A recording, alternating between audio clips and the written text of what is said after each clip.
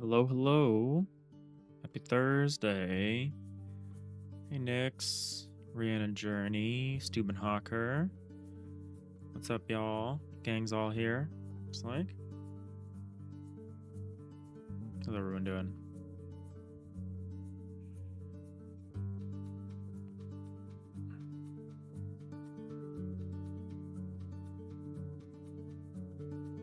All right, I think we're going to be picking up our bug hunt from yesterday. It's not, maybe bug is the wrong word, but we've changed the way we erase blocks, and the behavior we're getting is very wrong, so...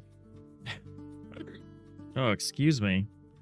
I just did the thing where I, like, hiccuped while also doing something else, and I feel like I almost died. That brief moment where your whole, like, body is just like, what are we trying to do right now?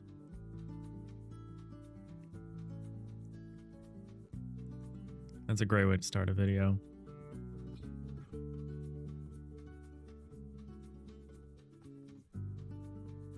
All right, so the state of things is very unusual. Glad I survived. I know, me too. Me too. Not with my dignity, though. Just me. My dignity died.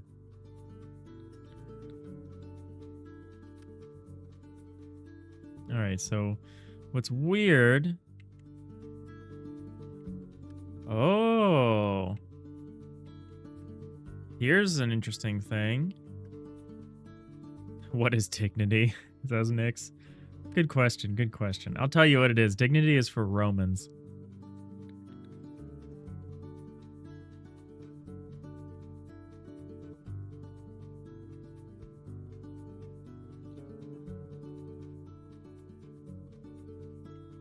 All right, here's an interesting thing. So when I cue the eraser, it erases all of the walls and leaves the floors. That's fascinating. That's probably the trick we needed to notice here. That probably is a strong indicator of what's happening. Because what it should be doing each frame is it needs to combine the preview blocks with the, what do we call, the settled blocks, which are the blocks that have been placed. So a preview block is like the little block following my cursor around, right? So this is like a new block that's not technically been committed. It's just kind of like, here's what it would look like if you placed this. It kind of follows us around. Cutaways don't really have anything to do with this phase. And so it tries to merge them. So I think when I do this, it's actually, the settled blocks are actually rewriting themselves in a weird way where they're getting rid of their own walls. That's so strange. How is that even happening? All right. Well, we got a mystery on our hands. We'll figure it out. All right. Block erase. This is what's kicking in. So we have existent and we have outgoing.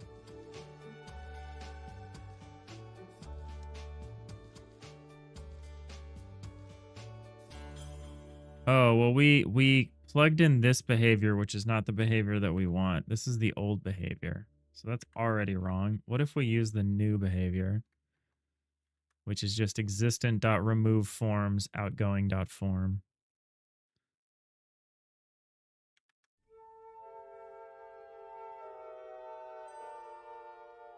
All right, what if we do it this way? Then what happens? So if we make our little space...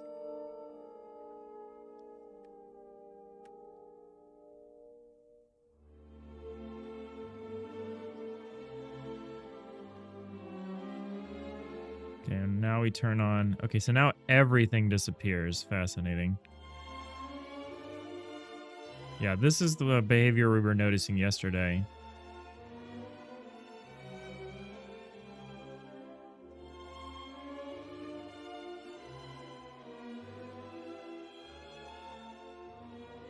This is also interesting. Is there something really dumb Return existent dot remove forms outgoing dot form. That's fine. What's this say? Span output span I equals erase output span I input span I. This is output span I erase primary input secondary input. Primary input is the existent block. The secondary input is the outgoing or incoming block. Okay.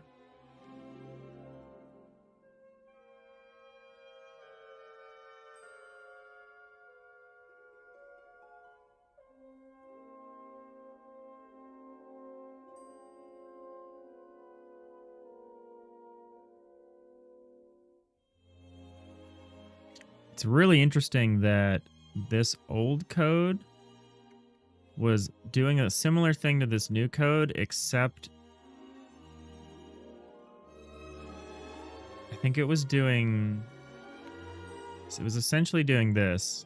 Outgoing forms switch forms.bulk or forms.both or forms.door. It was saying existent.remove forms bulk or door.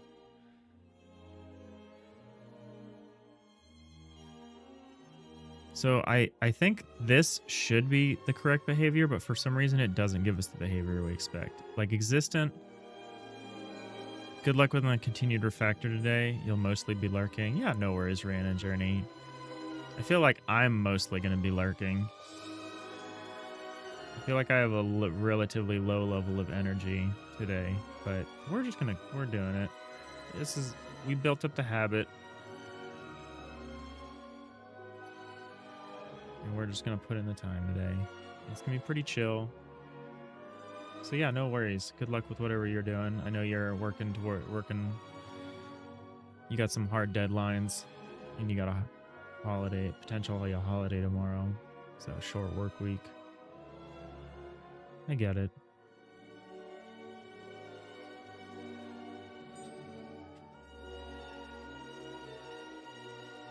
All right, waiting for this track to tone down. Yeah, I'm going to change the radio. There we go.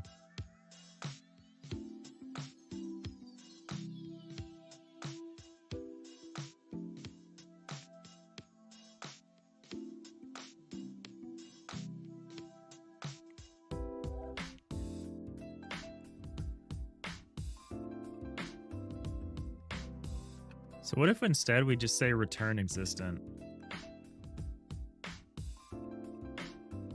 Then what do we get? I presume the remove forms function is not doing what we expect it to do. Because if given an empty form, it should do nothing. But what I think that it's doing is it is actually something is occurring.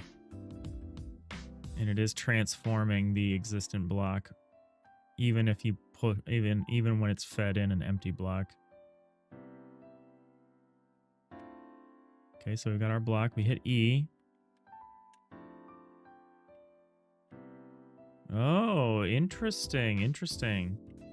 There might be an error with the block settling process.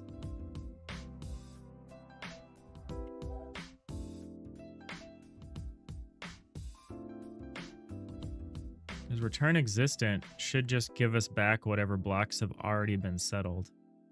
And if the walls are not being settled correctly, that would explain a lot of the weirdness that we're seeing. So let's try to understand that.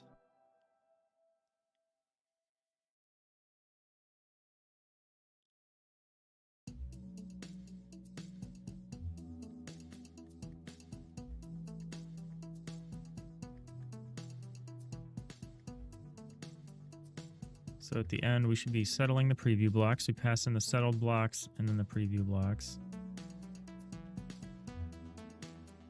Find both usages of this. There's an earlier usage of this, and it's for the copy paste. That's not a problem.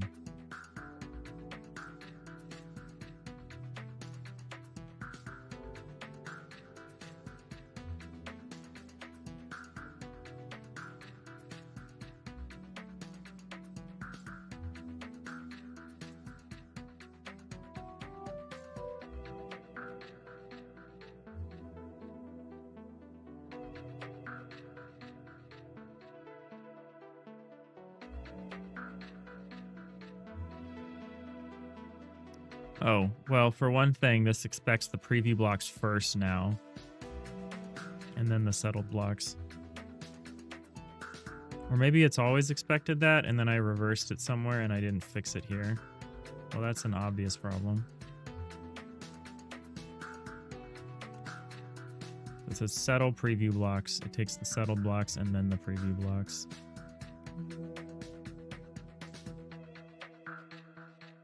Make sure that that is what I'm doing here. Well, that's probably part of the problem for sure. So we say if erase, otherwise merge, and then reveal.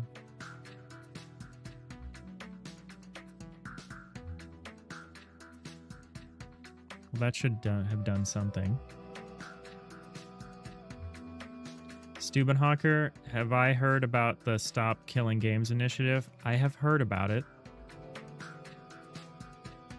I am not an EU citizen, so I don't really have a horse in that race. But it is interesting. It's kind of a real come from behind potential success story, yeah? Have they gotten their million signatures yet, or are they just kind of on track to do it?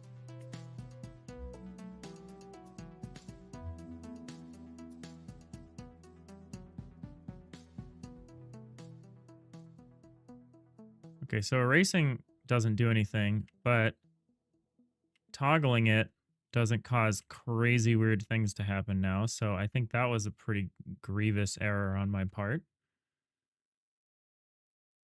that I think we can work behind. For sure, it just helps getting the words out.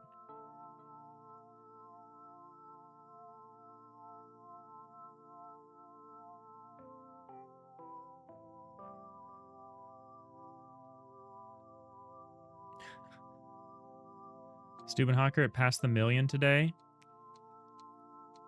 They got to keep signing, I assume, to deal with potentially false or fraudulent signatures. Okay. Cool. Well, that's interesting. I honestly don't know how the Citizens Initiative works. Like, I don't know what burden that places on the whatever governing body. I don't know if it's the legislature or the commission or the council. The EU governing structure is pretty complicated. So I know it's a petition. I know it has some formal weight behind it once it hits that million signatures. But yeah, I'm pretty ignorant about all of it and what it means. Nix, speaking of horses, okay. You're putting together a couple pics of your works. There's barely any due to how much of your work would be categorized as furry, not safe for work. Thank you for self-censoring yourself in that way. We appreciate that. But yeah, I'm always interested. You seem very like a very productive person, which is really cool. I love seeing it. It really motivates me to see everyone's just creating and working and doing all this stuff. Stubenhocker, you're fuzzy on the details too. It's at least important people have to at least discuss about it or something. Yeah. Nix, the position one doesn't do anything by itself, but after 1 million signatures, they can start thinking about it. Okay, so it's like, it's not like if someone, it's not like the petitions for like in California at least, if you get a certain number of signatures on a petition for a proposition, that proposition can just end up directly being put to a vote in like the next election. Like there's a very one-to-one like, propose this thing, there's a vote on it. But I understand that, you know, the EU being a government of governments, there's a lot more involved in considering something like that. But yeah, I'll be interested to see how it turns out.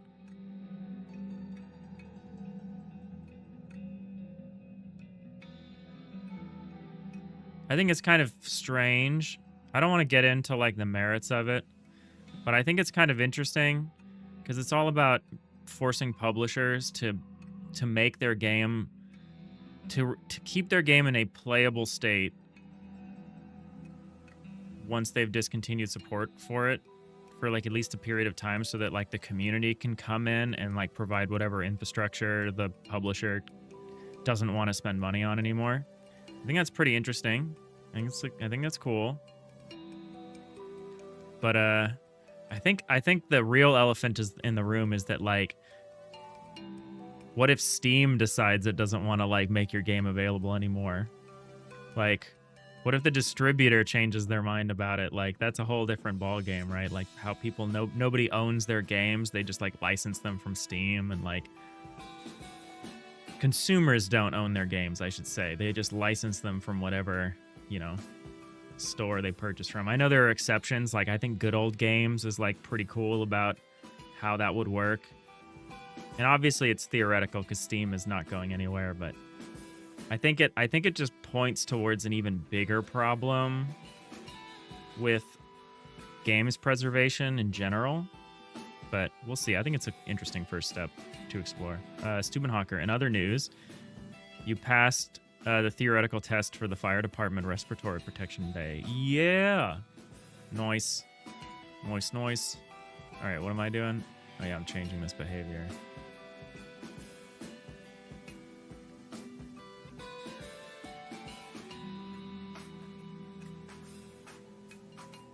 Nix, you're saying that a proposition might be put to a popular vote as a result of this petition, but it's not likely. Okay, that's interesting.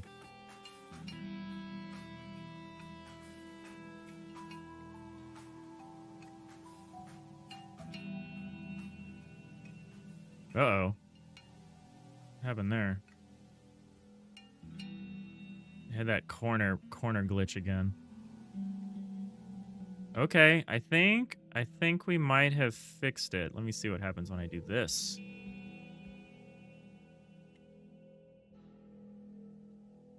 All right, I think we did it.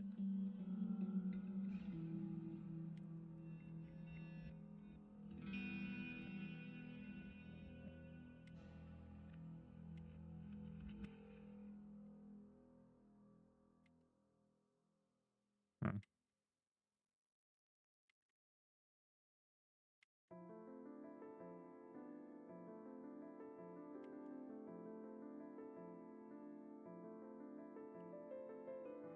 Okay, I want to see how the preview looks when we do this.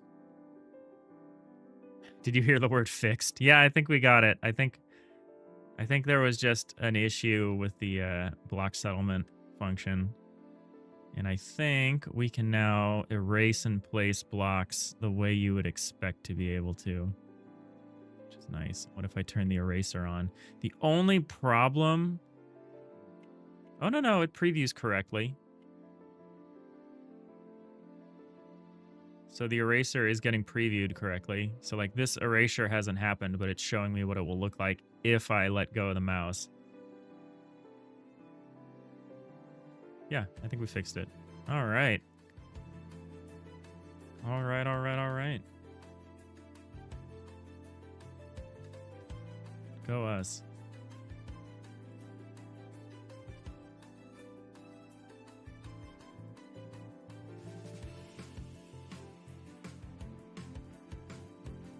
It's a little weird in how it works. Like, it works as intended, but I think it's still a little weird.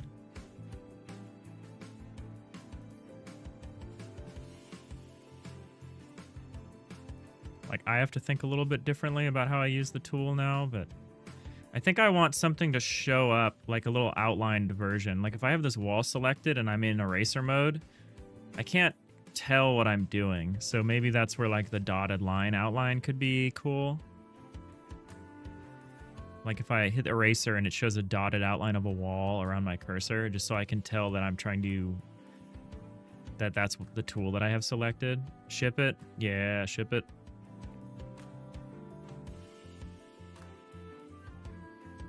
Ship it.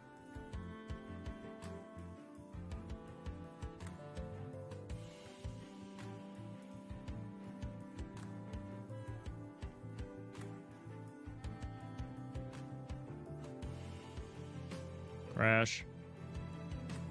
Where did that crash happen? Interior cutaways. -1. Fascinating.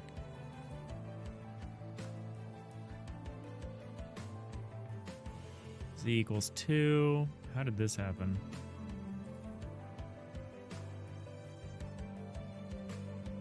Extended bounds, -1. Oh, minus vector 3i dot 1. That's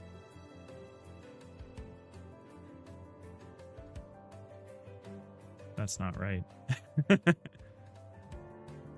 Rhiannon Journey, a dotted outline sounds nice, or perhaps a red tinted outline or something to show something destructive is happening.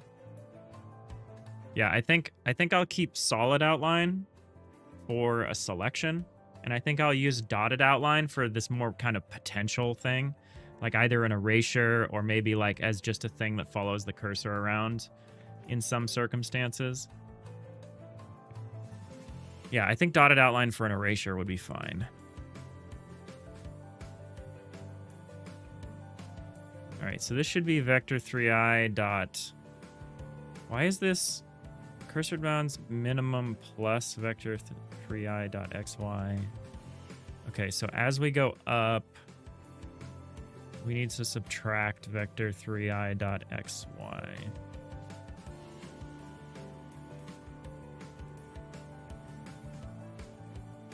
That should fix that. I think I want to get rid of all these situations where I have these braces everywhere for just single line things. So that's fine.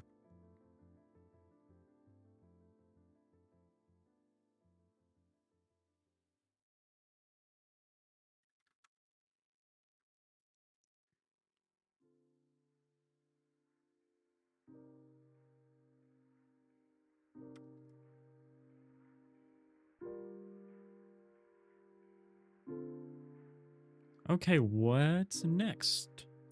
Let's go to the board. Survey says... All right, tile block eraser tool. In review, testing. We'll leave it here for a little while until we've confirmed that there are no issues with it. We do know there's a few more issues with the block cutaway aware auto-tiled outlines. You know, there's a few issues with it, so I think we're going to knock the rest of those out because I don't like keeping stuff in review. I actually don't understand this category, maybe. Like, if I identify a problem, how many problems do I need to identify before I move this back to in progress, right? I guess this is largely academic because I'm just like a single person. There aren't like tickets associated with this. There isn't like responsibilities and like QA and... Excuse me, all those things. But yeah, let's try to knock out a few of these. 90-degree camera rotations. Why did I put this in progress? Again. I think this is mostly done. There was a reason I did this. Oh, because the rotations aren't happening in the correct spot. That's why. So maybe we'll work on that as well. Copy, cut, and paste tool we know is broken now, so that's in here.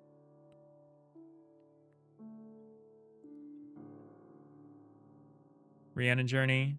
Review testing is more useful for multiple people. You've done all the work, and now someone else is reviewing to send back issues to you. Yeah, that's what I'm thinking.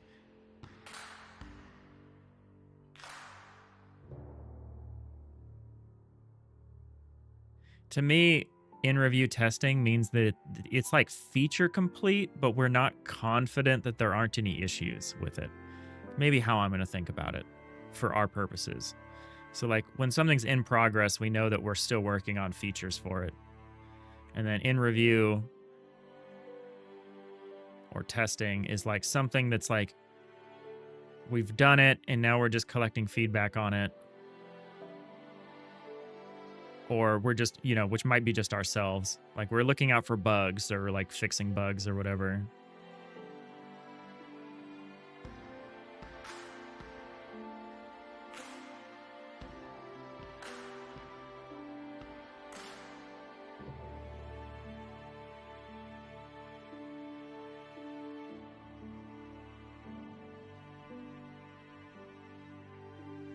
going to rename this under review.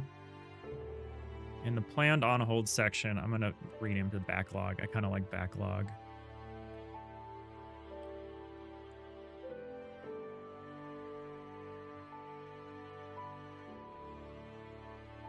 So stuff moves from the backlog to in progress. It could always move back to the backlog. You can progress to under review. And then completed.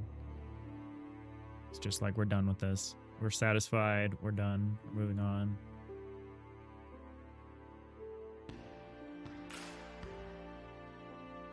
All right, we might get into the cursor block outline again because that might be useful for us for showing the eraser tool, that the eraser tool is in action.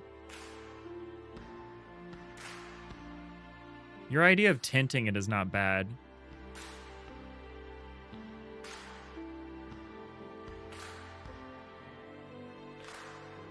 All right. I want to work on some little cutaway issues, though. Mainly because I don't want to have to think about anything. You spammed the share your work channel a teeny bit? Okay. Is this stuff you're okay sharing on stream? Oh, I might not be okay sharing this on stream. No, this is cool. This is cool. These renders are very high quality.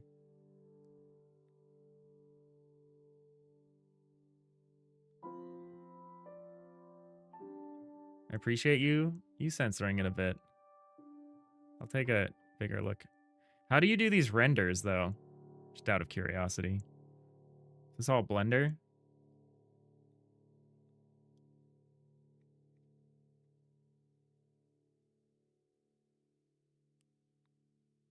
If anyone's interested, you can always check it out in the Discord.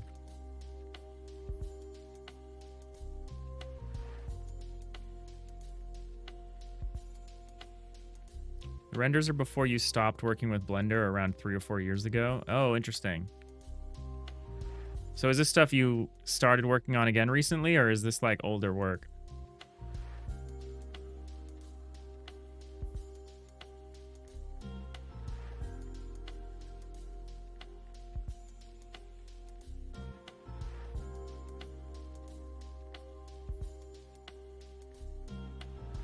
Someone was asking about not safe for work.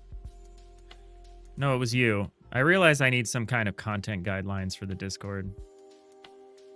I have a very short set of rules, and it actually doesn't have anything to do. There's no mention of content guidelines, so maybe I should put together something on that. Just so people are sure what they can and can't share in the Discord. You love the stained glass art? Yeah, that was really cool. I might actually be willing to show that one on stream. The stained glass art's pretty cool.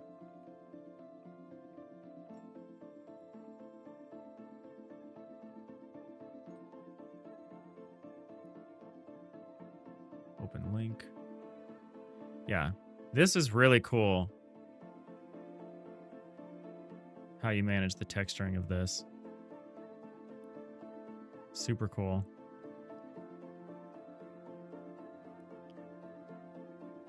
It's very convincing.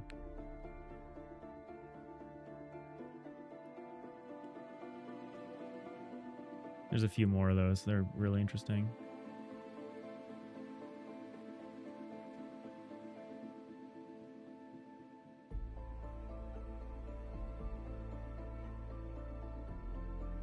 This mech is very cool too.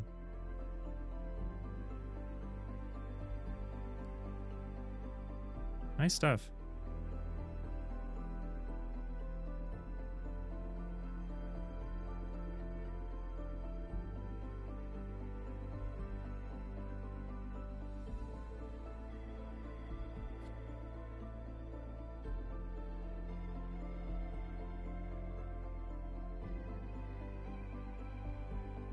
All right. So we're going to evaluate some issues with outlining.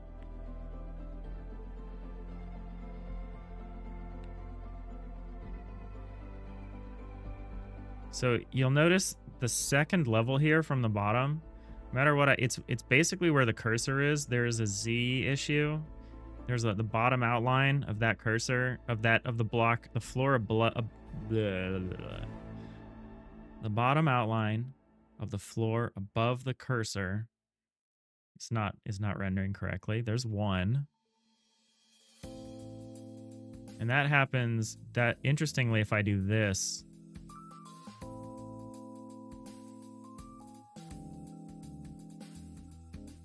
and that happens even if I'm below this. So it happens to the, so the level above is looking at the positive neighbor.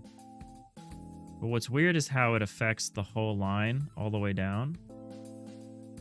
So I think it's looking at the used bounds to an extent.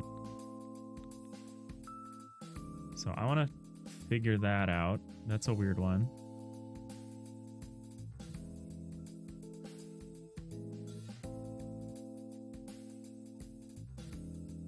The green pony in the darkly lit room is also new. You finally have the time and the motivation and the hardware to play around with fur sims. Interesting. That's cool.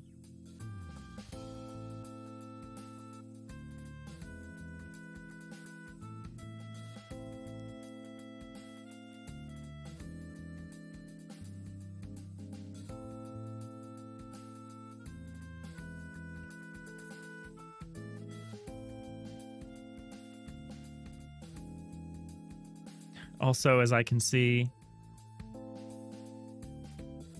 you might be into ponies just a tiny bit. Yeah, I can tell you are, but it's cool. No judgment. Everyone's into something.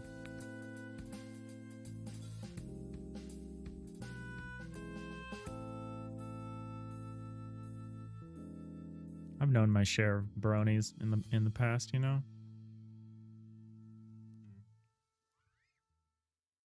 Stubenhocker. It's making you want to check out the Discord for pony content alone. Let's not make that our Discord's our primary content. But no, the most important thing is that people feel comfortable sharing the work that they're passionate about. We're never gonna shame people for the work that they're interested in and doing. That'd be crazy. Too late? Yeah, it looks like it. All right, what am I doing? Oh yeah, I'm trying to understand why the Z. So what we're looking for here is the deck X and the deck Y. So deck X and deck Y are doing something weird. And so what we're looking for, let's open the project here because I never remember which way the tile atlas grows. So Y plus 1 is the bottom border. So Y plus 1. So somewhere in this huge mess of conditions, there is something that is erroneously causing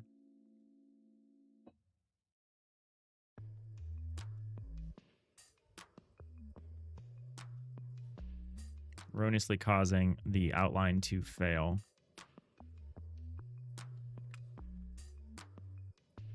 Will this tile editor allow us to make a Trojan horse spaceship?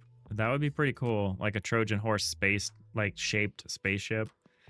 That could be pretty cool.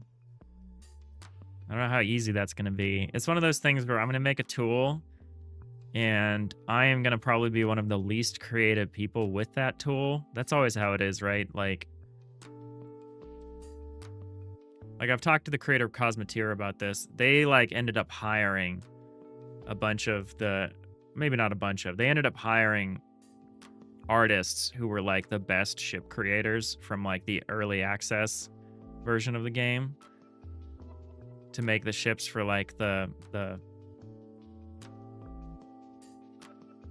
for the game going forward. And I'm not saying I'm going to be in a position to do that. I'm just saying it's very often the case that the designer of the tool is not the best user of the tool, right? Or the best player of the game. So I'm interested to see what kind of stuff people are able to create. Oh no, Nix. Actually, you're joking about making different alien species in the game. I think I'm gonna struggle on supporting that because right now humanoids are like the only of like a particular size are the only thing I can support, and certainly the only thing I can draw.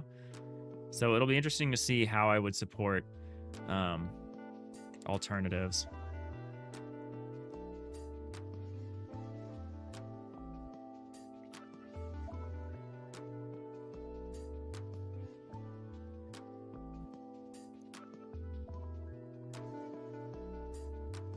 All right, we're gonna try to identify what branch is causing the problem. So I'm gonna get rid of this last branch because my suspicion is that it's somewhere in there that we're causing this to occur.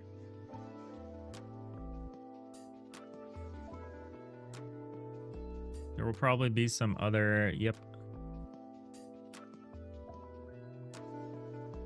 So we no longer have that problem if we get rid of that branch. So, you know, it might be as simple as I took out a parenthesis, took out some parentheses that we desperately needed. Try it again with parentheses.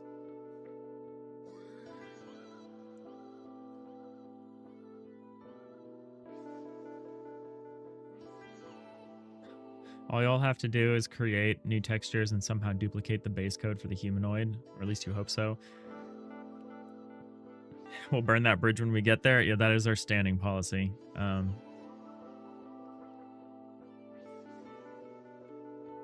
Yeah, I think it was just the lack of parentheses at the end there. I think we were accidentally engaging conditional. I think that solves the problem pretty much. Yeah, I'm actually not sure. There's some danger in like allowing for our like giving modders the ability to alter the code of the game.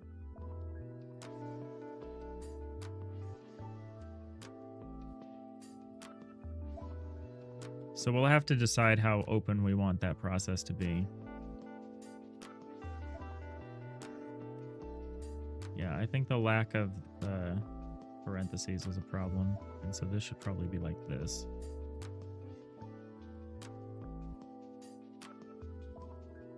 Just to make more sense.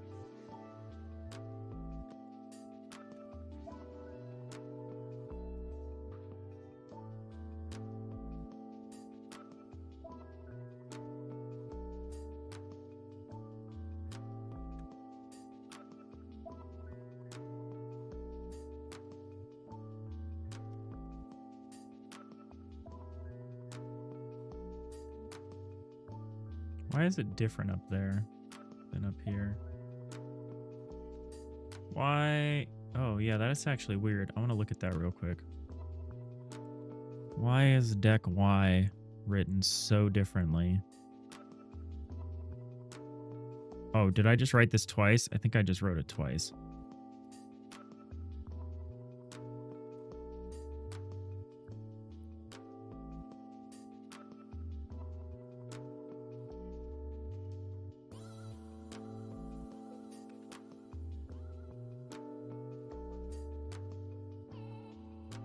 In theory, how would you handle mods? For example, RimWorld handles mods as XML files. I think the way we're going to do it is like Factorio style, where like the base game is really just the base game content is considered just a special kind of mod. So we'll make a distinction between systems and content. So like the systems code might be locked. So like the code that structures how a scenario plays out might be locked, but you might be able to, you know, upload your own scenarios of like, here's what I want to happen. I want this kind of thing to do this kind of thing. And we'll treat the base game as just a special kind of mod that like comes with the game and is like the default one. So hopefully people will be able to just substitute in their own content, either additively or like, you know, to replace the original content. So if someone wants to do their own campaign, they can do that. Hey, Skywalk, how's it going? Like if someone wants to substitute out my campaign that I write with one of their own, they'll be able to do that. As far as the format of how that will be, I don't know. Like, will it just be like text editable files, or will it be something where like you'll have to use my tools to make the content? At least at first, it will probably be locked in more towards you got to use the tools that we provide. Okay, here's another outline. You can kind of see, it's really hard to see on stream, which makes this really not interesting to work on. But there's some 2 vertical lines that you can see here on each side of this empty space here, inside here, near the cursor. When I turn this off, they go away. So there's correct code in the floor piece, but for some reason the wall piece is not doing that correctly. There's a number of, if I scroll all the way down, there's a number of issues here. There's horizontal lines that shouldn't be here, and there's vertical lines that are missing.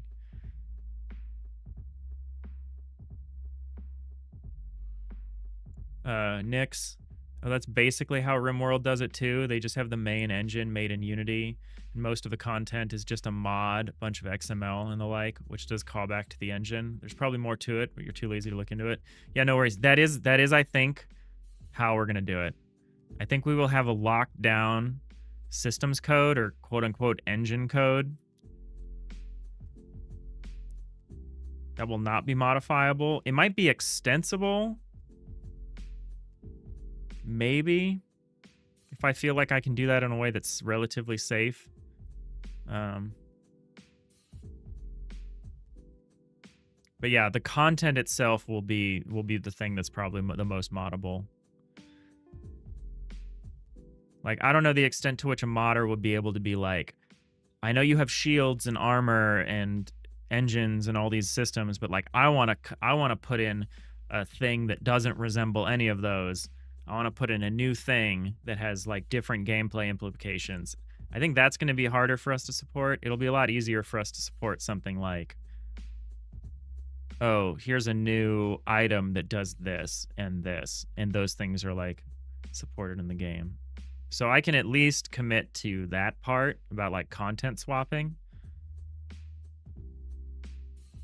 I think systems extension is where you get into the kind of into a tougher situation. Either way, there is going to be no content delivery support that I do. It's all going to be done through Steam Workshop, which means, you know, even though we have the tools available and people will be able to make their own content as soon as the game is available in any form, we're not going to support people sharing content with each other in an official way until we can get it running through the Steam Workshop. Because I don't want to have to worry about hosting or maintaining security or any of that stuff. We'll need to depend on the Steam backend to keep players safe as they share content with each other. All right, so the vertical lines we need to get to show up for the bulk X and Y. We can probably figure it out because the deck X and Y are already doing it correctly, but the bulk is not. So I've been enjoying getting the outlining to work with the cutaway because it really makes the, it really gives the space a much more realist, solid feel to it. Okay, so y'all, in the X+1 and the X+2, you're doing this correctly. The X+1 has a lot more behavior.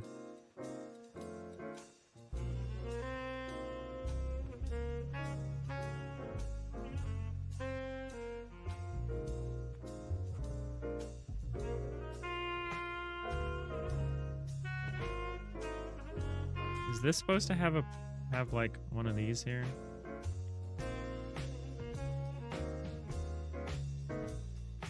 There's this or and that makes me a little concerned that this is supposed to be like parenthetical here like this. But maybe it doesn't matter because it's the last statement.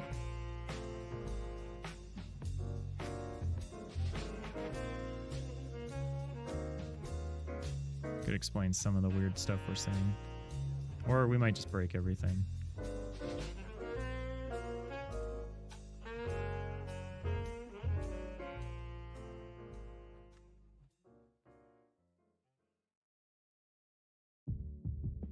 do anything. I don't think it matters.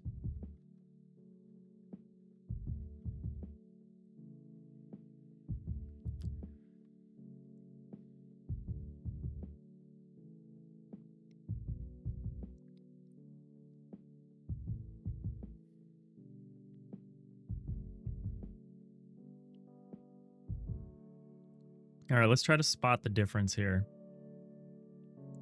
So bulk X plus 1 has just these two checks. This one has a lot more going on. But that's because X plus 2 is... That's the left side. So that's a more complex check, which is fair. Because the left side is the foreground side. So you make different checks when you're comparing your, like, background neighbor to your foreground neighbor. However,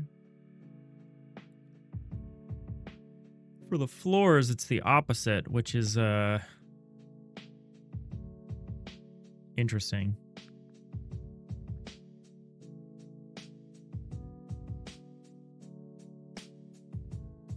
What if we just take this?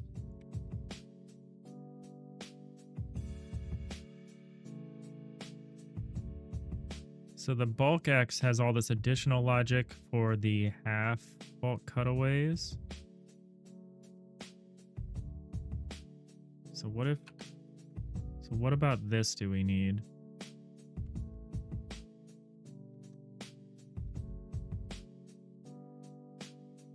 Let's just see if this is correct. If we just patch this in, if this just works. Oh, what we should do...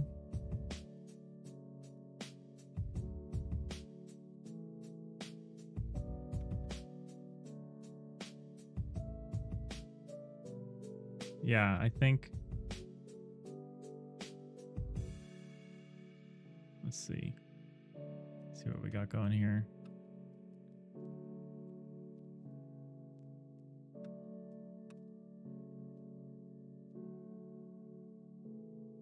All right, so it kind of works.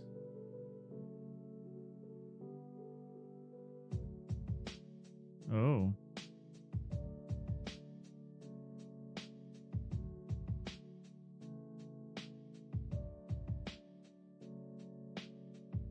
We broke the cutaway somehow in the last like 5 minutes.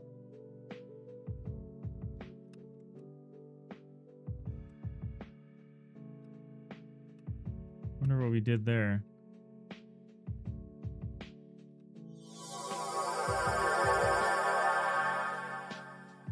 I Heart Pandas with the tier 1 sub. Subscribe for 9 months on a 9-month streak. Happy Friday. Yeah, happy Friday. It may be Thursday, but it feels like Friday. Thank you. Enjoy the long weekend. All right. Is the very last thing that we did what caused the auto tiling issue? Or the cutaway issue? Or no, so we broke this recently. What's happening here? Oh, no, we broke this down here. I know what we did.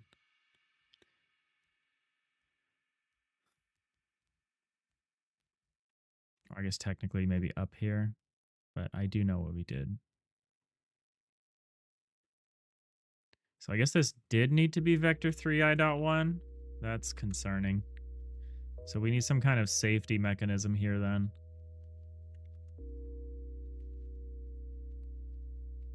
We need some kind of clamp.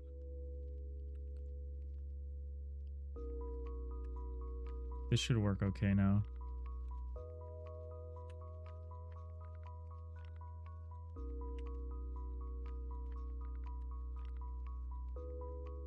Yeah, okay.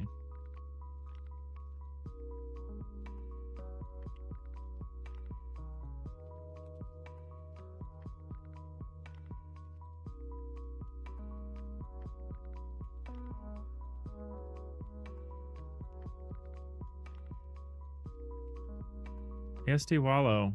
Hey, what's up? Not much. How are you doing? We're working on a block editor tool for this game that we want to make.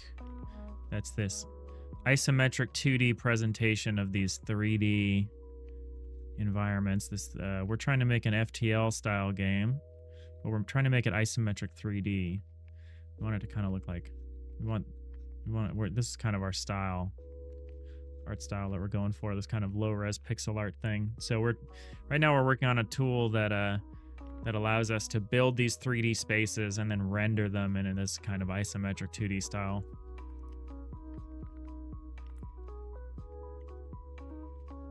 Technically dimetric, but that's never stopped anyone. How are you doing? Can I call you Waylo? Or you let me know. Oh, you might be ASDW Halo? You got WASD in there. However you want to be called. That's how I want to call you. You understand? Cool. Yeah. How are you doing? All right, so we need... Nix, you found some of the old games you used to make. For some inexplicable reason, all the files in your zip have been renamed with the suffix 2021, 125, 236 UTC. So it's like a timestamp. So basically the whole backup zip is cooked unless you make some code to rename every single file. You should probably be able to make a shell script that just goes through and trims that suffix off of every single file name. I feel like that's something one could do. But yeah, that's a pain. That's a huge pain to have to do something like that. All right, so what we need is extended bounds.minimum minus vector3i.1. We need a clamp though. We need to say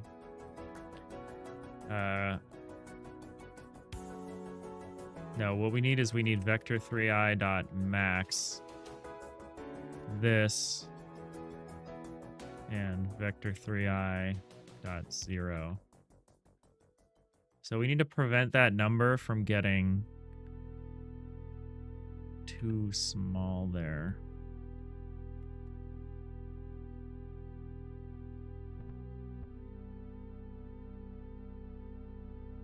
So I think that was causing us a crash. Nix, you're lazy, plus the suffixes change. Oh. You found the backup of your backup? Yeah, redundancy. There's never too much redundancy in a file storage system. All right, okay, so I think we fixed that.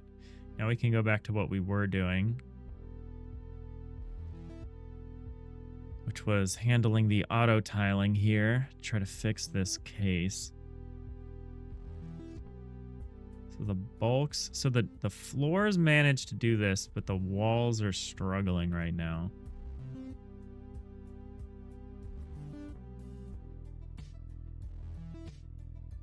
We're fixing some minor issues with our auto tiler, because our auto tiler is not only redrawing construction, it's also handling these cutaways, which visually let us peer into the work, into the 3D spaces. So we're having some issues here. There's some lines showing up that shouldn't be. So if I fill this back in here,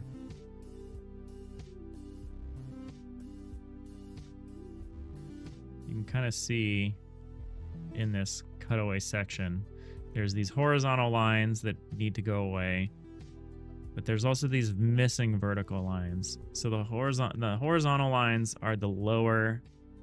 Oh, maybe they're the. I'm actually not sure whether these are the lower edge of the upper piece or the upper edge of the lower piece because they overlap.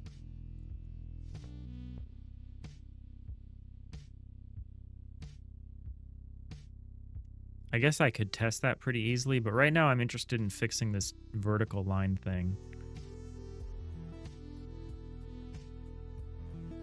I'm sure this is really hard to see on stream because of the contrast, but... All right, what do I think is happening here?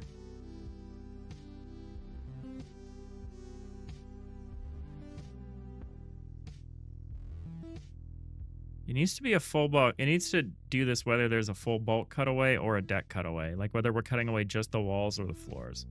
I guess let's start with the deck cutaway, because that's easy.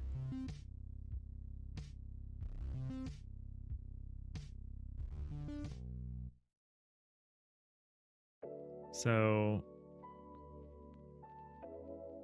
this is already doing it. This stuff here. We're already successfully doing it.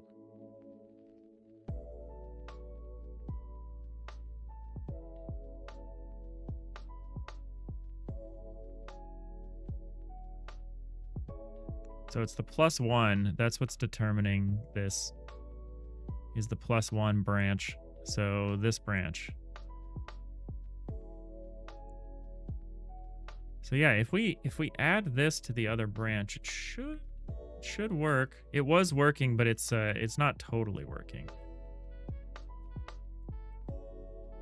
Like, we messed around with adding it and it kind of worked. So the x+1 is this branch here.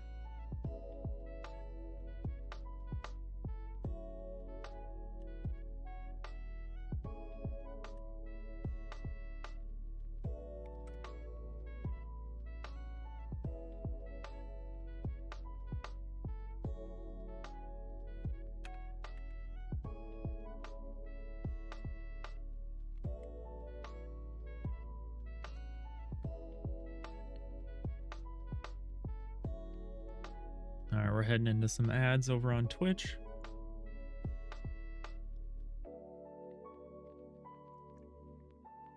See you on the other side.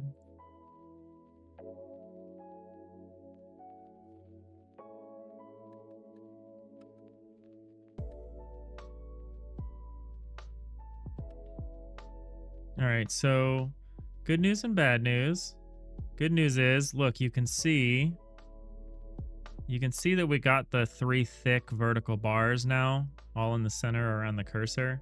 But we have some extra stuff over on the bottommost floor, and that should be pretty easy to handle.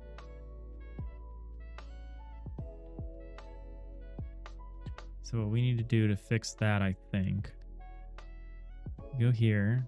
So this is that section, and the problem with this is it's only checking. So it's if not hulls, try get value. So if there's no value there, okay. Or this. So we need to do that, and we need to say or.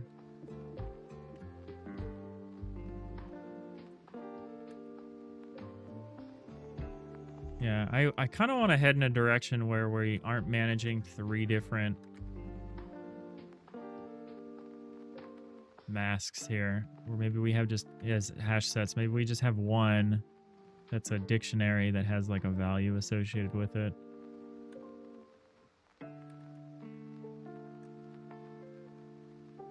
Oops.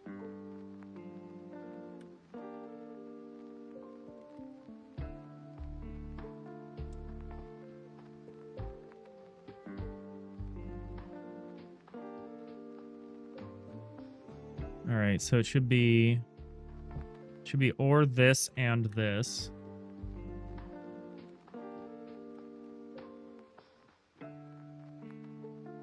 Or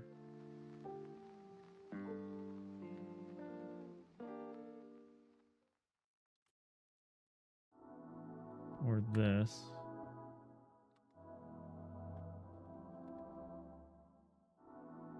Let's see if that does that for us.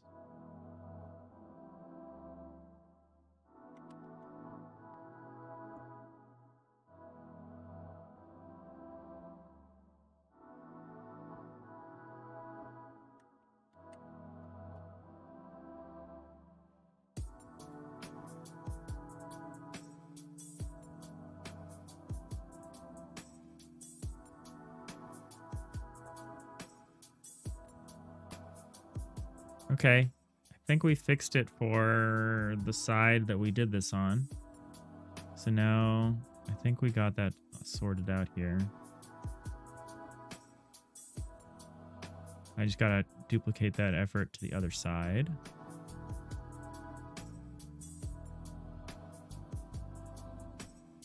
I want to implement this on the other side, and I want to try to not use parentheses to see whether the parentheses actually do anything here.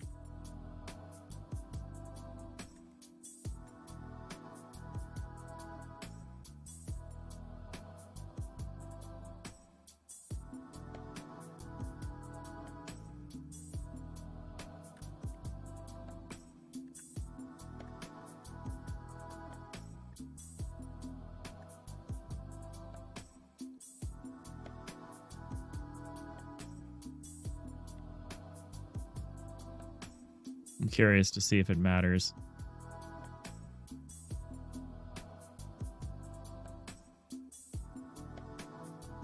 I really don't like how convoluted the rule sets for this are getting. It's gonna be a huge pain to try to maintain.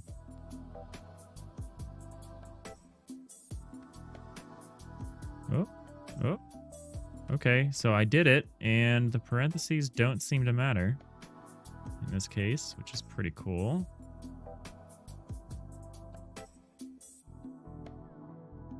So if that's the case, I'm going to reorder some stuff here.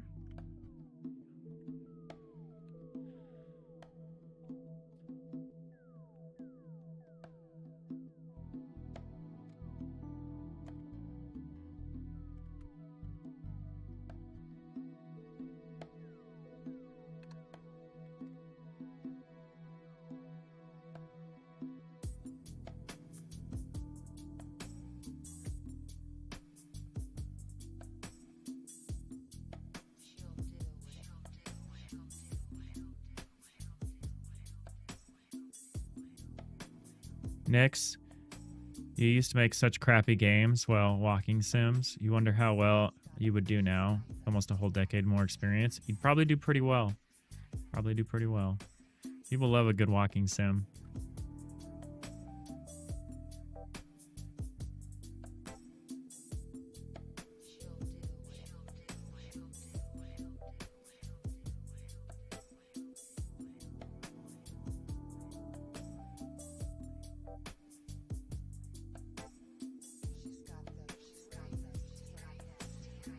I should probably put this outside. Why didn't I do that? Oh, because we're not sure what this is.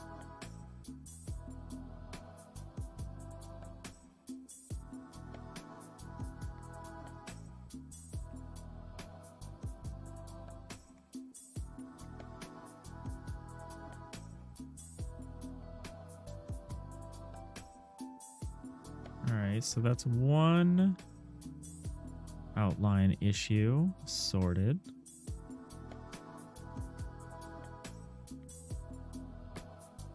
Now let's go to the next one, which is those horizontal lines that shouldn't be there.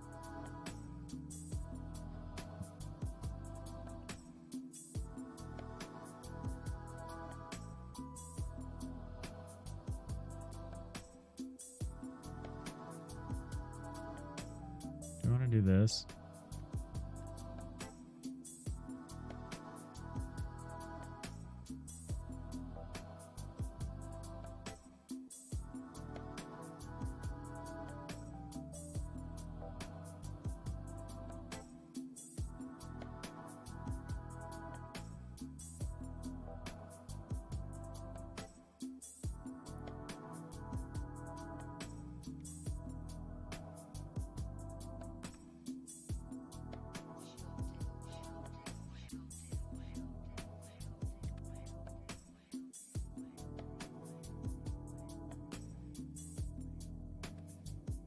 All right, let's see if I broke everything just now.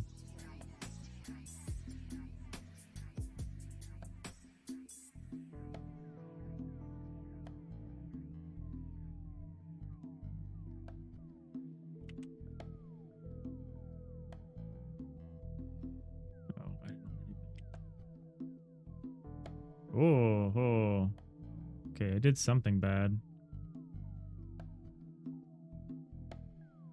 Oh, and yet it works here. Why? What if I do this? Okay, so it fails under a weird circumstance here. So if I do this, oops.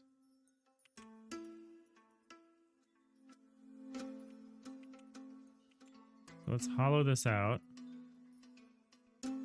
And then put this back in.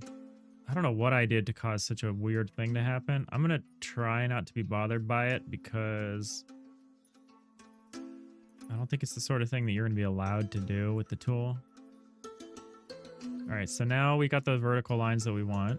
But now we still have these erroneous horizontal lines. What's interesting is that we don't have it. You see there's a bigger gap, like here. It's like a big gap, little gap, little gap. So there's an issue there. But it doesn't affect the first level, which is curious.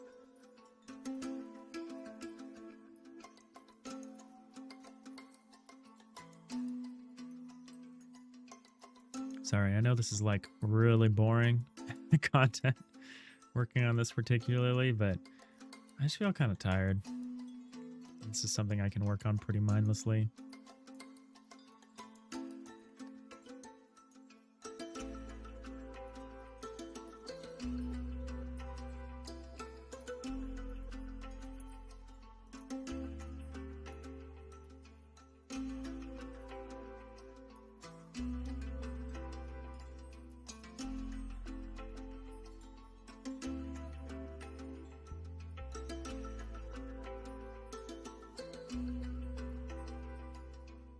All right, so the first question is whether this is the floor piece or the wall piece that's responsible for this. It's happening here, theoretically. So what we should maybe do is we should maybe say,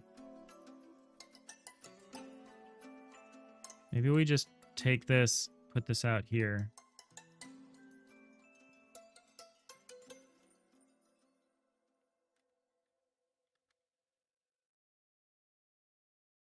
Let's just do this every time. Just to see if that's the source of it or not. I want to see who has priority, essentially. And the Z indexing makes that a little unclear to me. I think it should be the floor piece above that has priority. But I'm not 100% on that.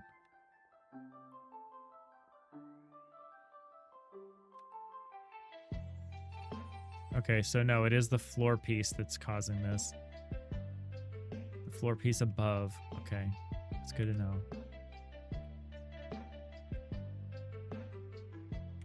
Nothing like trying to address the an issue in the wrong place, you know?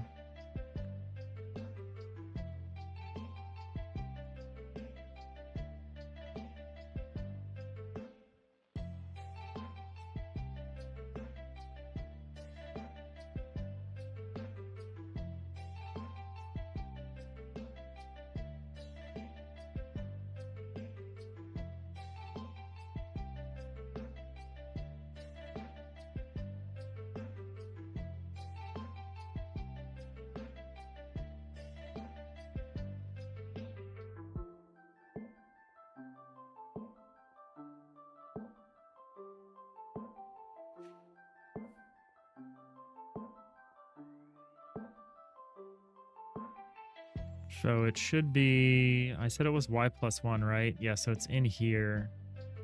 We're doing stuff. Okay, so we do need the parentheses for this one.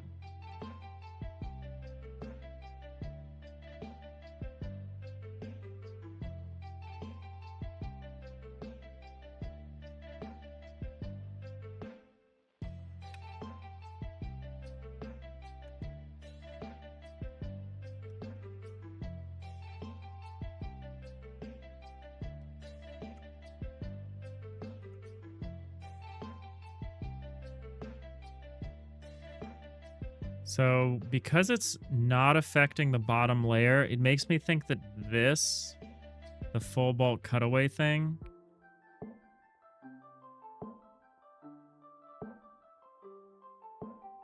is helping. However, we also are checking this. So what else are we doing here? Do I need to also check for this? This is my question.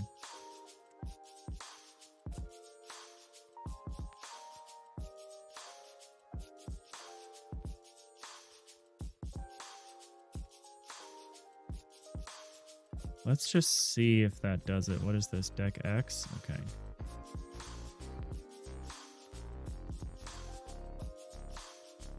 Adagon coming in with the hydrate. Thank you, Adagon.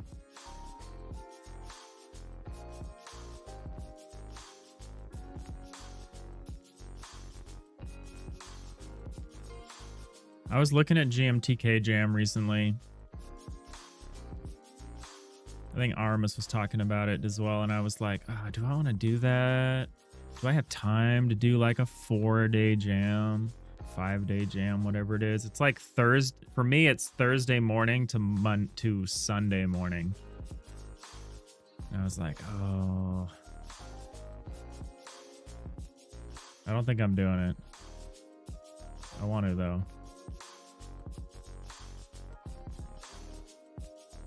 All right. Okay, so I think I fixed it. I have this weird suspicion that I also broke it, if that makes any sense.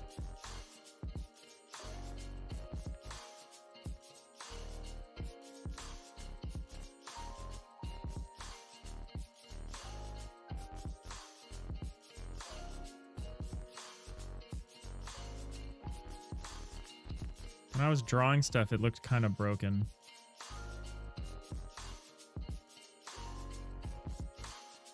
Yeah, so when I'm doing this, something weird is happening here.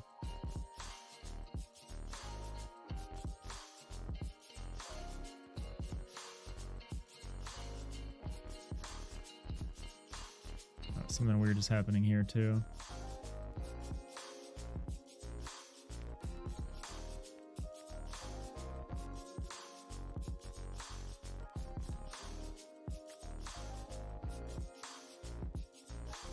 Okay, so that kind of helped. That's why you only use 1/10 of the jam time. Easy way to do 1,000,000 jams.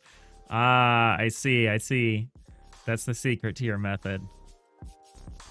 Every jam for you is a 1-day jam. I actually think it's a pretty reasonable length.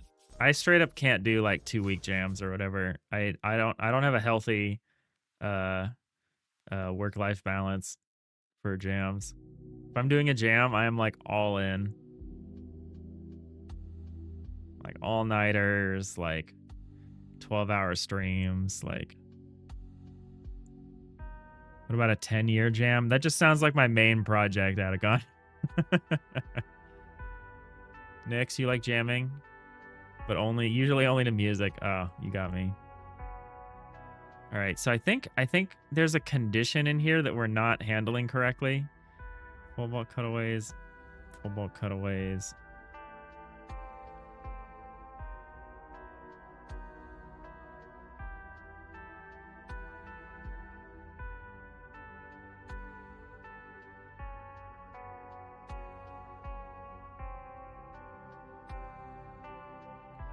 All right, I'm gonna add another branch here that I think we need, unfortunately,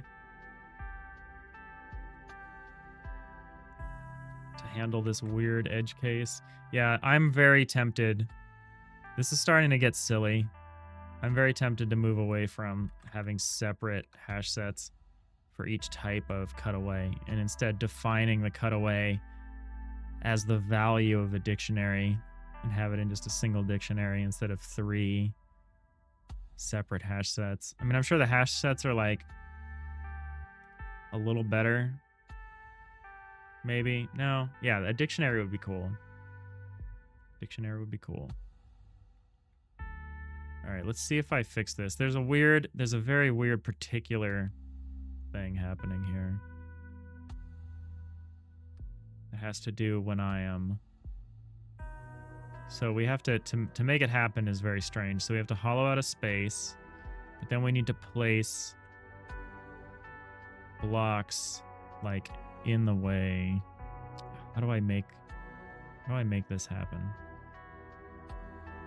I think the first thing we do is hollow out a whole space like this. And then maybe we separate that and then we try to do something. Okay, yeah. Okay, cool. So one side is looking correct and the other side is looking weird. The interior cutaway should not be doing what it's doing right here. But maybe it doesn't matter. Because I'm not going to allow people to place big 2D wall chunks like this. But I still need to fix this because, yeah, that could happen. Although, again, I might not actually allow... We should just include it. Even if I don't allow people to make those shapes. But, hash sets, I know. Don't believe me, I know.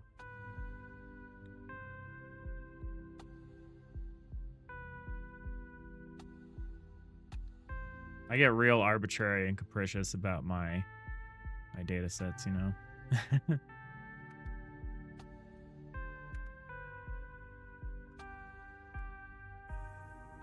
All right, okay, that weird edge case is sorted. I'm just upset by this. Like, we could turn this whole thing... Like, these 6 lines could just become 2 lines.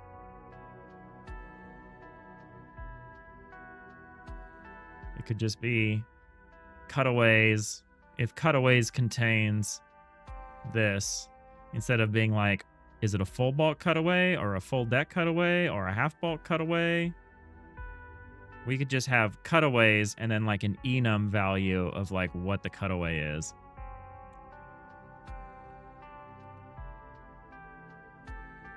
But we're going to save that for refactor week.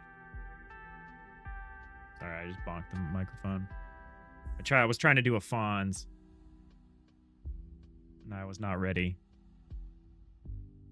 I was not worthy. A.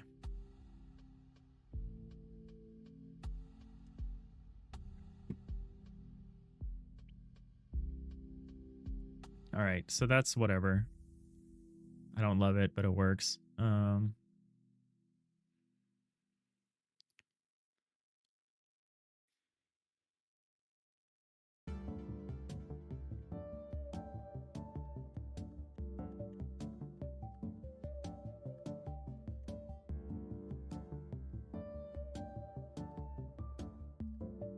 All right, so back to what we were doing. We're trying to handle this y+1 thing.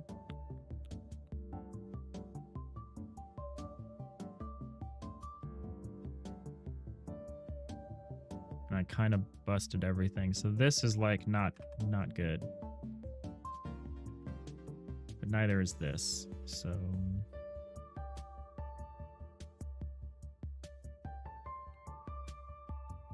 what else could we do to protect this?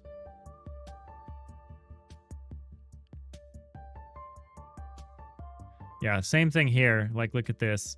If not this, and not this, and not this, all 3 of these could just be a single check. If we're mostly just doing containment checks, and every single kind of cutaway qualifies, then it's like, what are we? We could just do 1 containment check instead of 3.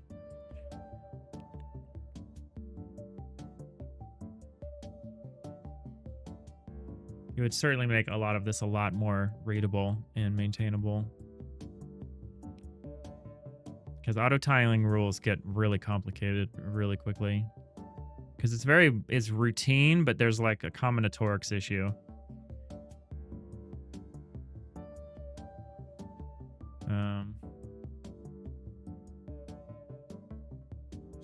So, and not hulls try get value key plus vector 3i dot xz. So that's 1 next to us and 1 below. With w equals int tile layers bulk x.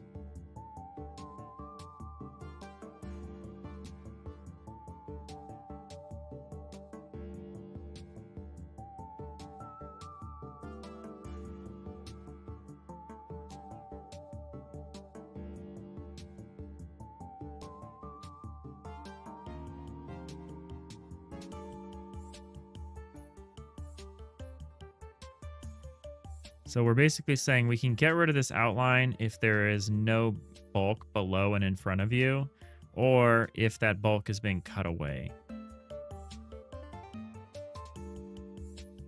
However, if we do that, we have a weird edge case. So if we implement that, then we have this edge case that comes up, which is like what happens when you're at the edge of the construction. Because when you're at the edge of the construction, there is nothing in front and below of you. So the system is like, oh, yeah.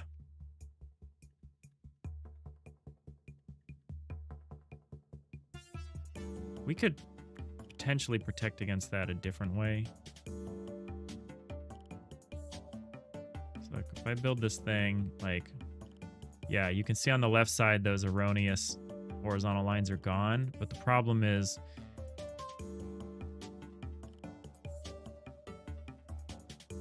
if I start trying to draw something like this, oh, that works. Why does that work? What if I try to do this one? Maybe it's fine, actually. Didn't seem fine. Oh, well, that's not fine. There's something weird happening there.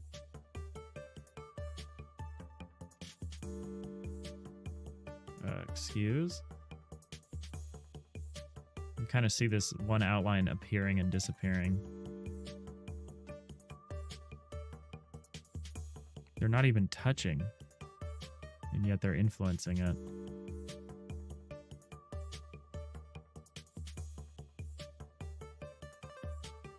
Yeah, there's some weird stuff going on. Okay. Okay, well, I think we might have fixed that problem at least somehow. I thought we hadn't. I thought there was an issue with that. Okay, there is an issue with that. Oh, but that issue affects both sides, so that's not actually related to the thing we're just fixing. I know this looks terrible. I'm trying weird stuff.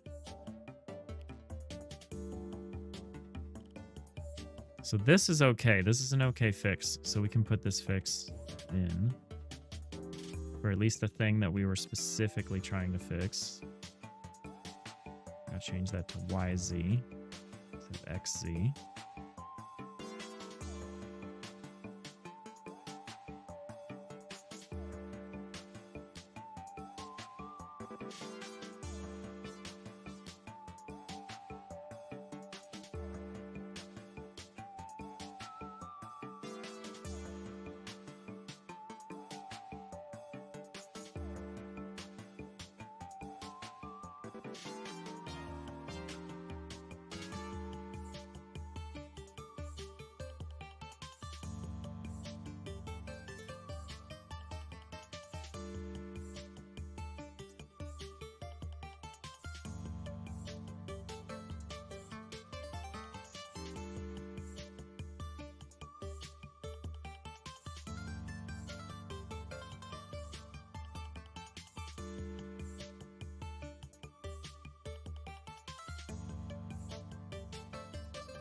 All right.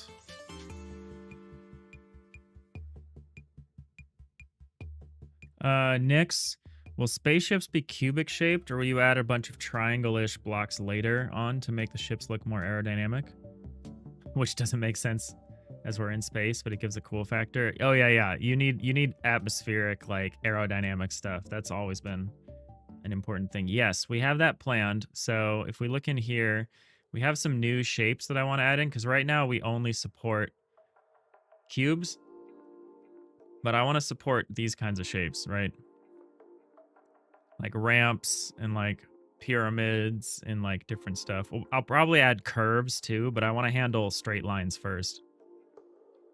There's some things that I need to work out with this, mainly because unlike the cube, like the cube seals, right? The cube is like fully occupies the space. So the flood fill system can just be like, is there a cube here? Cool. However, excuse me, these shapes they don't fully seal the space from every direction. They seal it from some directions. They basically various kinds of diagonals. So I need to be able to include certain information about this kind of block so that the flood fill system can tell how to fill a space with these weird kind of blocks in it. But yeah, this is on the, and then I also need to implement like the half scale version of everything too, right? For the zoom out. So yeah, this is on our to-do list. Next, you can make it so that the diagonal blocks do not seal at all. Force the user to make thick armor. Yeah, I want it to be intuitive. So like, also sealants are not just adjacent. So it's all, so if you look at a point, the point, a room needs to be sealed on every side, which is what, 8 plus 9 plus 9. Because it has 8 neighbors on its Z level, and then it has 9 neighbors above it and 9 neighbors below it. So it needs to be sealed on every single side, including diagonals. So some of these shapes do seal diagonals, right? Like this kind of shape would seal one side. This kind of shape would seal a corner. This kind of shape would seal a different corner. So it just needs information about like which sides or corners it can act as a sealant for. So if you have like the 2 blocks, if you have like 2 diagonal blocks, or 2 blocks diagonally placed, the thin space between those 2 blocks, that would not be treated as sealed. So you'll have these like oxygen escaping out of like the corner of something because like a block has been blasted off the side of it. I want that stuff because I want you to worry about you know, whether a room has been compromised because like a block has been like busted somewhere. I want you to worry about that stuff. So I do want to simulate it. But yeah, we also have like a decoration designation, which is like for blocks that have no ability to seal anything, but they're there. So we will have blocks that aren't relevant to the flood fill, but it's on our to-do list to expand the block palette. That's probably not the right that's not the right probably name for this task. It's probably like add additional blocks or like add block variety or something like that. Or add non-cubic blocks or whatever. I just called it expand block palette. So like expand the number of blocks that can be used.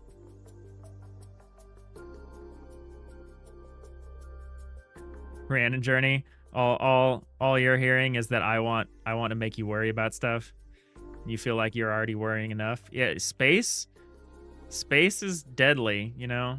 We're not supposed to be up there. And if we are up there, it's a complex confluence of factors keeping us alive. And I want you to worry about some of that. Expand the ship repertoire. That's pretty good. That's pretty good. I just said palette because you literally do have a block palette. And I do want to expand this. We'll probably add tabs to it or whatever. I don't know. I don't love working on UI, but I acknowledge that's like an important thing to do as well. Shape, not ship. Expand shape repertoire. Like, how many shapes can you pull? I can't pull shapes. I'm not Mick Jagger.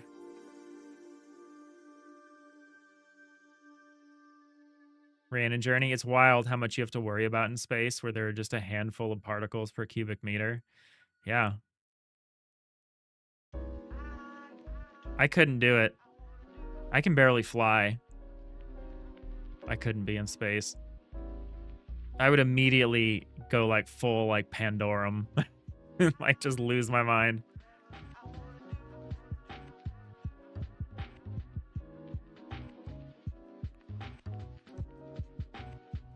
All right, what are we doing? Okay, we fixed one issue. And now we're hunting. We're hunting for more cutaway edge cases so that we can knock this task off the to-do list today.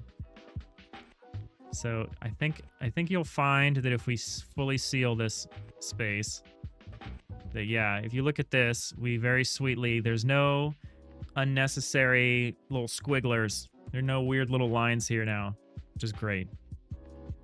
think it makes it a lot clearer what the cutaway is doing.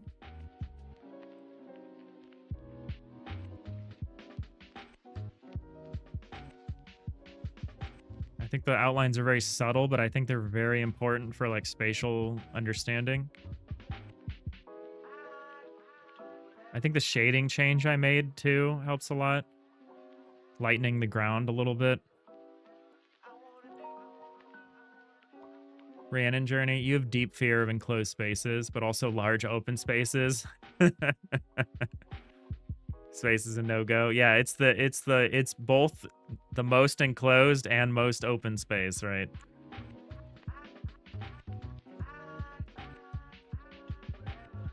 It's also why I won't find you in the ocean. Oh, believe me, Rhiannon Journey, there's a size of a body of water that I'm comfortable with, and it is not large.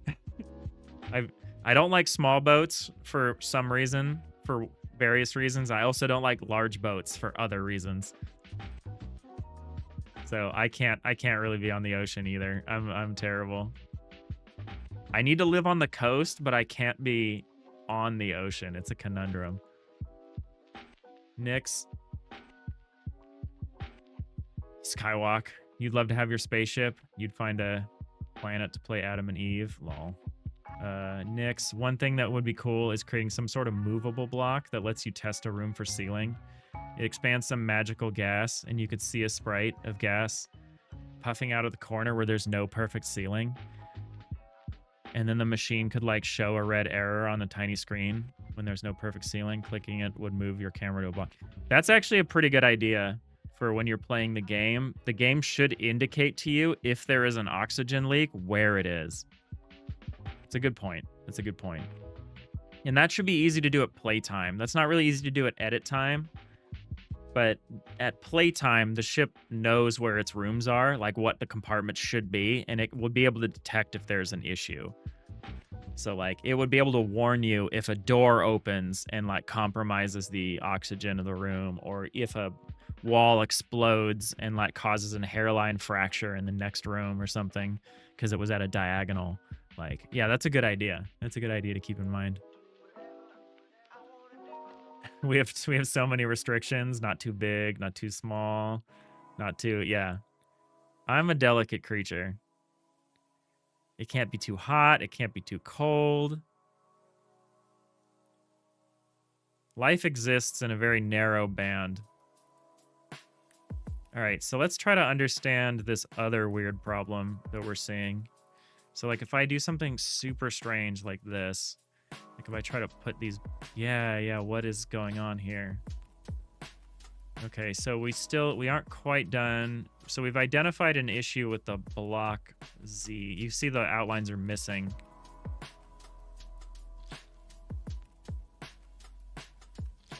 Fascinating.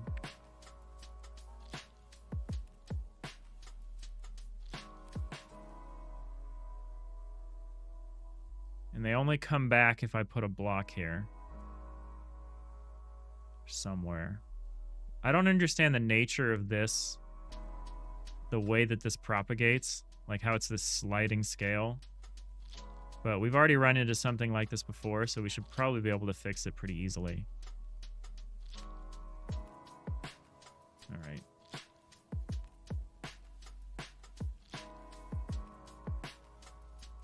Nyx, you actually throughout your whole life have never been on a boat. You wish you could do it, but you got no time and no ocean next to you either.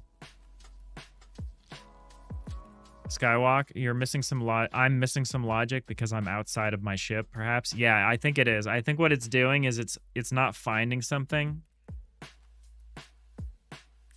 It's identifying a negative. It's like affirming a negative. It's like, this thing isn't here, so I'm okay to do this. And it's like, meh, that might not be true. Yeah, there's an additional condition that we need to...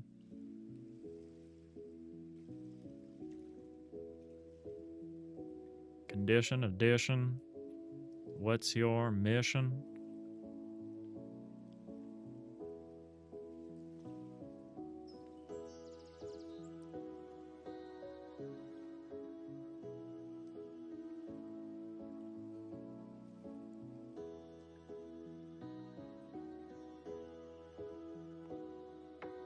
right, so this is y plus 1, I think. So bulk y and bulk x, the y plus 1 point. Y plus 1 is this one.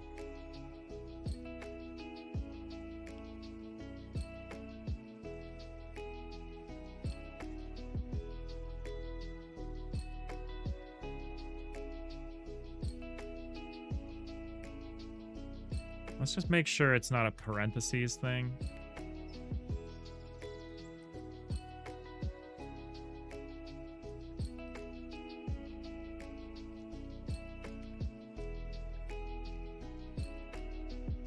Sometimes the parentheses don't seem to matter, and sometimes they seem to matter a lot.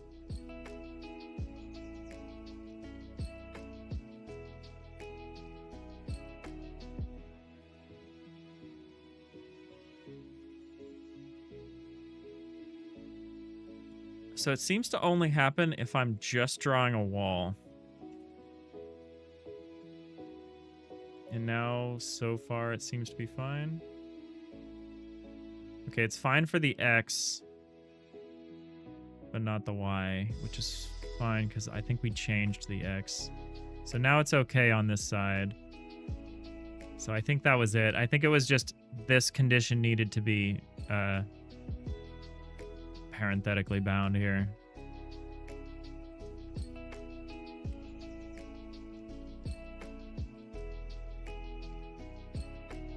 So yeah, it totally doesn't make sense to me why I have to do the and or here as and this or this and put it inside parentheses, but here I'm okay to just do this and this or this and or this and this and or this and this and or this. Like, these pairs don't seem to have a problem sorting themselves out, but this pair did. So yeah, I don't totally understand the way these get evaluated in terms of order of operations, but you know what? I don't have to. So I just have to look at the behavior and adjust. Hey, Jacob Dev, how's it going? It's good. It's good.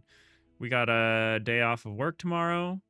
I think we will stream, but I don't have to go to my day job, which is nice. How are you doing? Oh, you too? Nice, nice. You got any long weekend plans? You know, plans for the long weekend, not long plans on the weekend. I mean, unless you do, that's cool too. All right, I think we've handled this weird attach a shape to the outside of the other shape. Yeah, this all seems to be fine now. Okay, that might be the last weird cutaway outline problem. We might be good. That'd be cool. It'd be cool to be able to throw this off the edge of the to-do list here.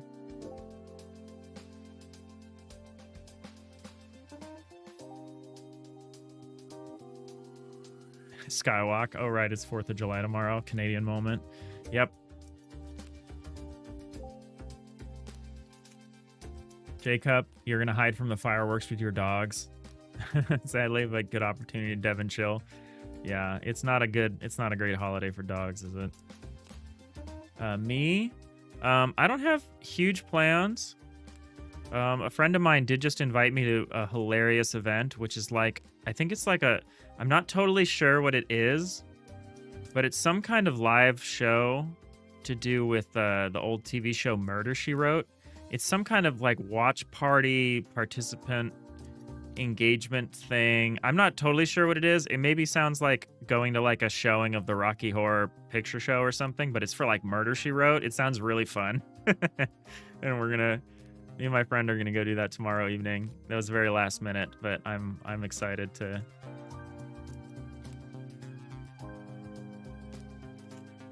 Rhiannon Journey, you're also gonna be hiding with your dogs. Yeah, so I don't know what to expect from this event, but I'm looking forward to it. I enjoyed Murder, She Wrote growing up a lot. There were some syndicated TV shows that were like I jokingly call them like my TV mom and my TV dad, because I watched these syndicated shows every day. They were on at the same time. They were usually on after school, so like between 5 and 7. So like after school, but before dinner. And so I'd watch these syndicated TV shows, these reruns, every day. And the two main ones were Star Trek: The Next Generation and Murder, She Wrote. So I joke that Patrick Stewart is my TV dad and Angela Lansbury is my TV mom. So I'm always excited to see either of them in anything. Skywalk, you would put your hunting earmuffs on your Doberman when you had fireworks in town. The electric ones that cut the sound when you shoot a gun and duct tape them on. Oh, so you'd put like noise canceling headphones on your dog and tape them on. That's pretty funny. That probably works. Random Journey, someday you're gonna binge that show. It's gonna take forever, but the ADHD will kick in and you'll get through it. It's funny and it's kind of hard to watch. Murder, She Wrote. They do this thing at the beginning of each episode where they tell you what's gonna be in the episode, which often has like huge spoilers in it. And I think they do it for like old folks who are like, have I seen this episode before?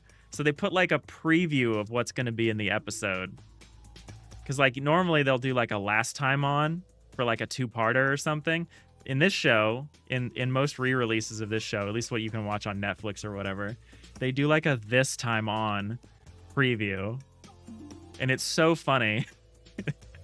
But I kind of hate it because like, because I don't want to be spoiled, even though I've already seen every episode like a million times. Super weird. Random Journey, the next game we can use the tile editor to build murder scenes, and the game is somehow solving murders. That'd be pretty cool. That'd be pretty cool. I think we could use this tile editor for a lot of different kinds of games, because I really like this dimetric perspective. But it technically doesn't need to be dimetric. Like, we could also use this tool with very little adjustment for an isometric game.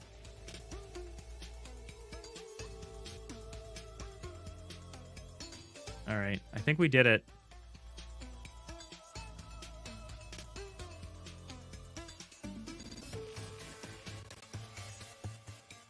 Yeah, coming up, Joe kills Tim. Spoilers. Yeah, huge spoilers. This is looking like done. Is there anything else it needs? No, I don't think. I think this particular aspect of it, which is the cutaway aware outline drawing. So like now the thing redraws the outlines whenever there's a cutaway. I think I'm just going to quickly like run through some stuff and make sure. But I'm pretty sure I'm looking at it and it looks pretty good here. As far as the outlines are correct. I don't see any missing outlines or anything.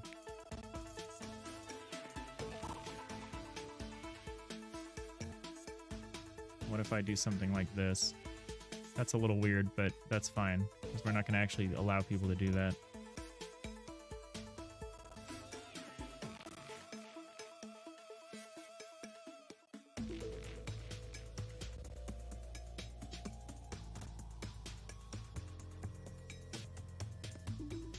Yeah, I don't see any missing outlines anywhere. I'm just trying a bunch of different... Let's do some camera rotations. See if that causes any issues. It doesn't seem to be. Yeah, I think we can call this done. This particular branch that we're working on here. Oh! This is wrong. There's something happening when I'm doing this, but that, oh, nope, that matters. All right, I found one more. This, you see this? It like hikes up the outline when there's a wall next to it like this. Does it do it the other way too? Yeah, it does. Okay. Or wait. Yeah, it does. Okay, so it's switching to a half block outline when it shouldn't be. And it's when it looks at the block behind it. So it sees the block behind it, and it switches to a half block outline. Okay, one more. There's one more issue. All right, let's figure it out. Rhiannon Journey, do you have to worry about how things look with selections? Oh, yeah, the selections are wrong. I actually need to move the selection overlay back into under review. Because, yeah, the selection overlay is not going to be handled totally correctly right now. I think the tile block eraser tool is done. I'm just going to put that in here in completed because I've been messing around with it now and I don't think there's anything wrong with it. So I'm just going to put it in completed. So we at least completed one thing. Nix, when will I have playable demos so that some of you can be bug hunters? You're guessing not for a while? No, not for a while. I think the very first builds will at least need to have the tile block editor and the shipboard simulation. I at least need these. I kind of want at least the 9-box battlefield to be up in the scenario editor so that you can actually do something with the ship, but we might have like very early like private testing for like people to make ships and test to see if the ships like behave correctly. And then like the actual alpha MVP, which will be free on itch, needs to have all 4 of these. My goal is to have this up in a year, but that year keeps slipping because every time I say it, I say in a year. Even after like 2 or 3 months pass, I'm like, in a year, I think we'll be ready. So I don't know. By next summer, I would like to have some real, like a real demo build out, an alpha MVP build.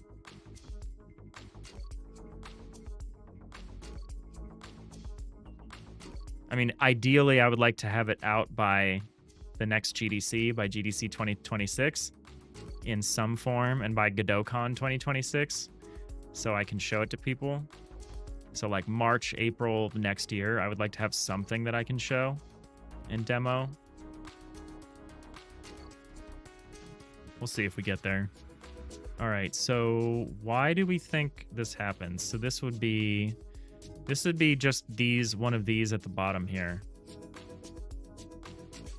So one of these is being triggered incorrectly. So this one is triggering incorrectly, I think. The if half bulk cutaways contains key.xyz minus. No, but it doesn't contain this. So how is this happening?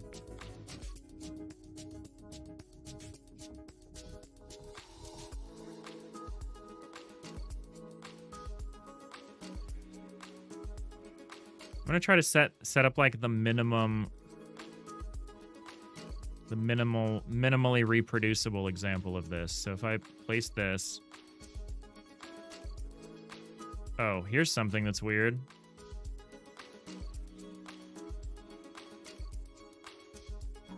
That's also wrong.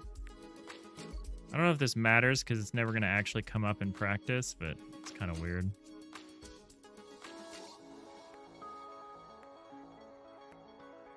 So the minus.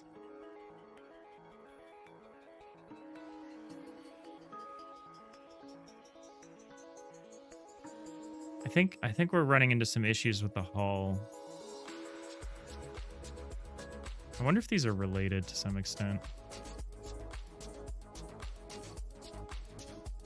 All right, let's. So we don't see it here, but do we see it if I go into here?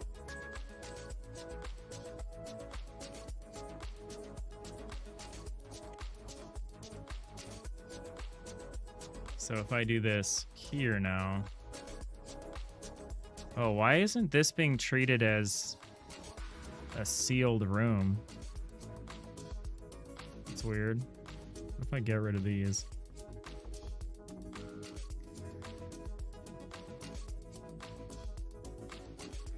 Well, that's a problem. What if I make another one? Another floor? Yeah, it's not treating this as a sealed compartment. I mean, it is, but the cutaway system is not engaging. What if I do this? Okay, now it is. And now it is here. What if I seal this back up again? Now it's the same problem. Interesting, interesting. I wonder what's causing that. Well, that's not exactly a well, it is kind of cutaway related.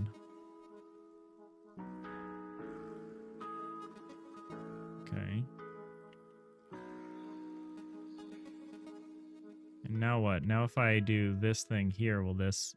Okay, so now we have this problem.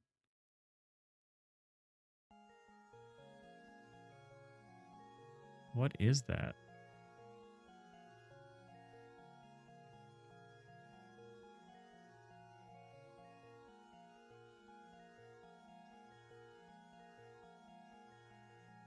Yeah, there's something with the half block logic that's like causing some weird stuff here. But it's doing it in weird ways. Like this is also weird.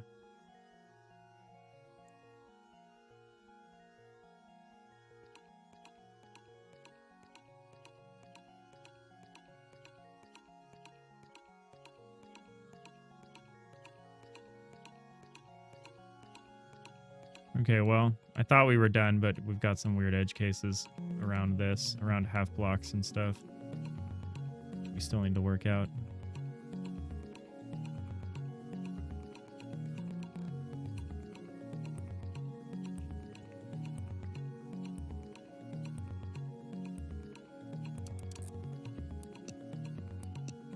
This is also a weird one.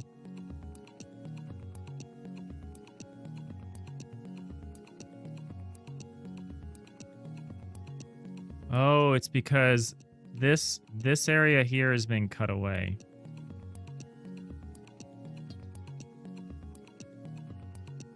Maybe we shouldn't do a cutaway if there's no block there. What if that... Would that maybe help us?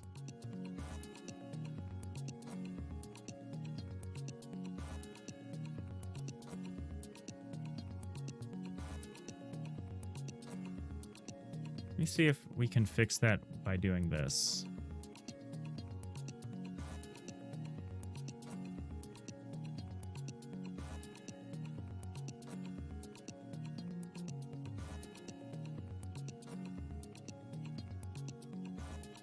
Okay, if blocks.getBlocks AABB.viewAbsolute block coords is empty, continue. What we want to do is we want to say if blocks.get.has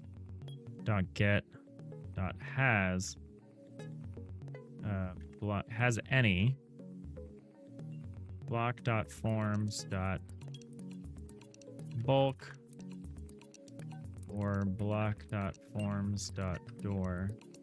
So basically, if a block doesn't have a bulk, we shouldn't engage a bulk cutaway, essentially.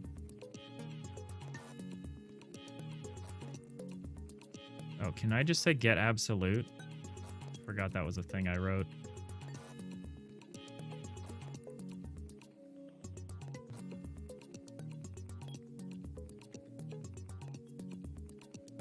Yeah, instead of checking to see if it is empty, we'll just see if it has any of this particular, of the relevant form. And if it doesn't have the relevant form, there's no reason to put it out anyway, at least for now. That will stop working if we switch to this. If we switch to this using a dictionary instead of a hash set for the cutaways. Or it wouldn't stop working, but we would need to change the implementation a little bit. All right, let's see about that. See if that solves this one weird problem. It did nothing. Okay. This is like some spooky action at a distance here. As you can see, I'm like wiping out this little outline on this block, on the double wide block here, by just placing a block nearby. Not even adjacent, but like nearby. And it's because the block's in front of us. Oh, I handled the logic of that wrong. This needs to be if not dot has any.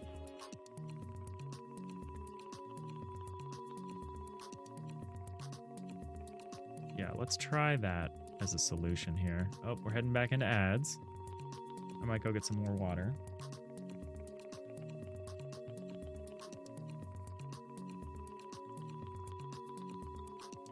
All right, let's see if this fixed that at least. Nope, that does nothing. So strange. Or at least it says nothing for this problem.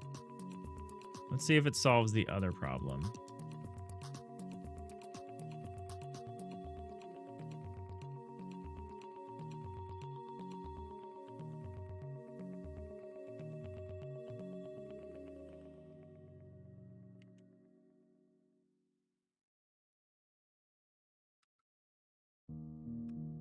Oh, well, that's an issue for sure.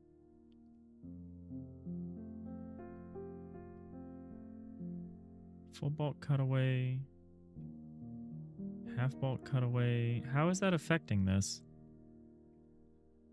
How is this line affecting this?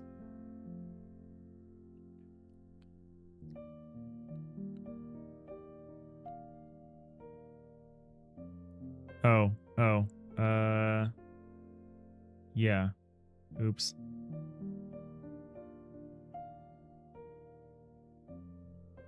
Here, let's do this.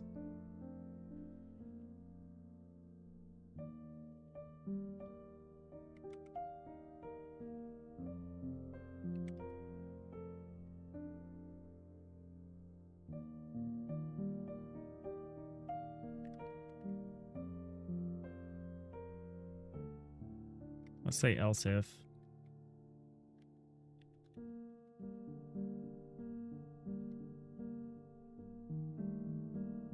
So here we'll say is empty.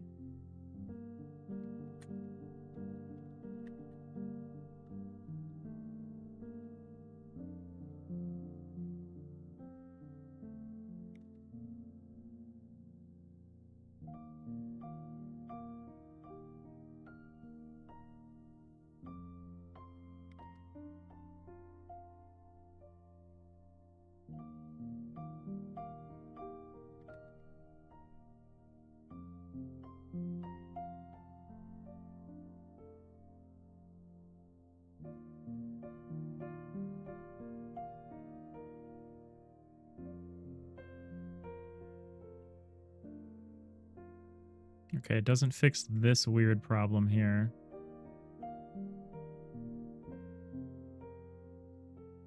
Seems not to have done anything useful for me so far. Let's see about some of this interior stuff. So if I place something here. Nope, it hasn't fixed that weird stuff either. Okay, it fixed one particular problem. That's good. But it didn't fix all of them. It fixed a problem with one set of erroneous lines. Okay, okay.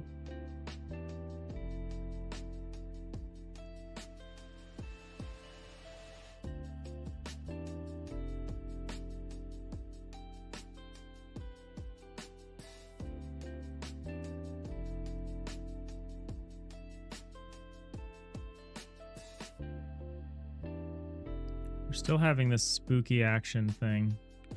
And it behaves differently in different situations. It behaves differently under the interior cutaway versus the exterior. Maybe that's part of the problem. I think we need to expand. I think we need to do something similar here. So cutaway bounds. We need to say if. We need to add this logic here.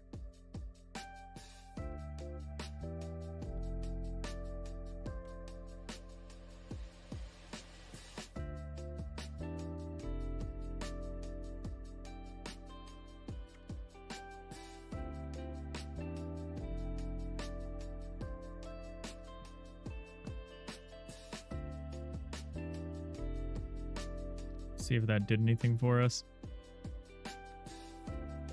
Nope. Okay.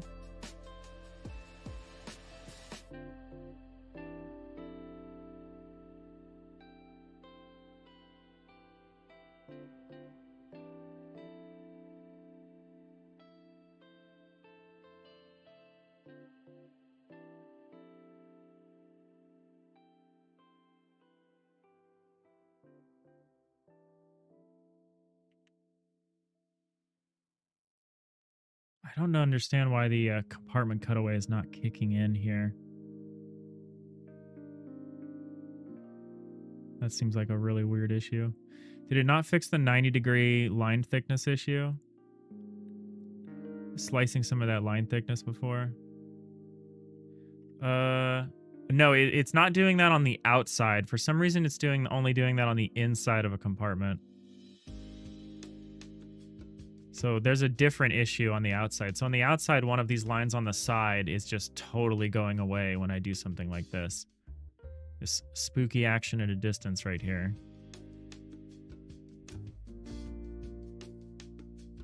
But on the inside of the compartment, it's doing something else. So super weird that there's a compartment specific issue. Yeah, this is the issue with the weird half cut line. So if I do this. Oh, so this one's back. That's unfortunate. Or I guess it was never left, huh? So this is unusual. Oh, maybe it did fix this. All right, okay. It fixed the half bulk cutaway thing, you're right. It fixed one specific thing here. It doesn't seem to be doing that anymore, which is good.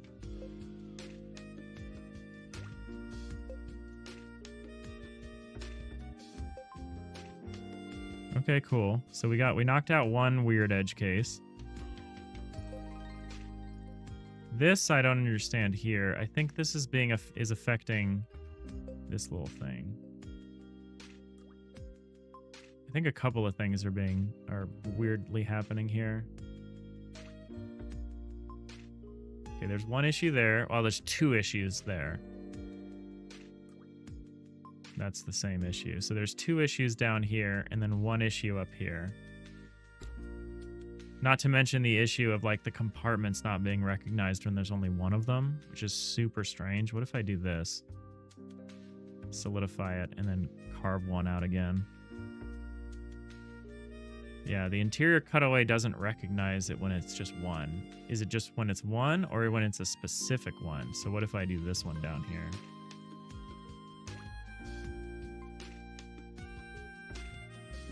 No, okay, so if it's a single compartment... Oh, I think I know what's happening.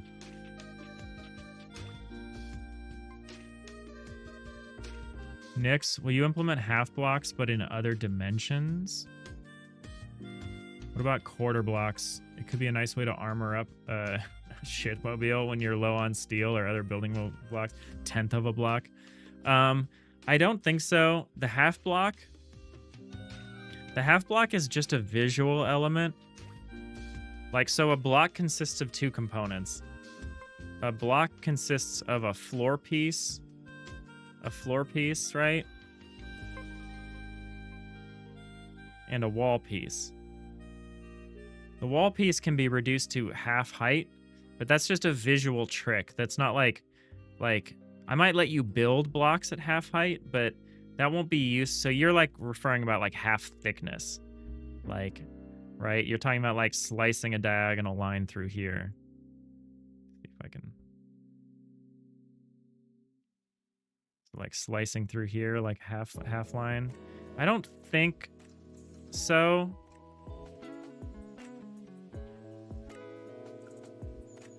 I actually don't think I'm going to allow you to build double walls either. I'm not sure about that. I have mixed feelings about double walls. Like double thick walls. Oh, the staircases might be an issue, Skywalk. Yeah. Nix, one important thing. When some part of the ship gets destroyed, please implement a way to save what got destroyed. You get super annoyed in space games like RimWorld, where after a battle, you have to manually put down blocks. Yeah. No, that's really annoying. When the system doesn't remember what was there, so it can't auto-repair. Yeah, I hate that. Factorio has that. It, like, you get a ghost of, like, what used to be there, so you can just rebuild what was there. We'll probably have something similar, like a ghost block. Or maybe a view where you can see the design, like a blueprint view where you can see what the design was or something. You should be able to have a hammer cursor and fix the blocks that are broken. That could be cool. That could be cool.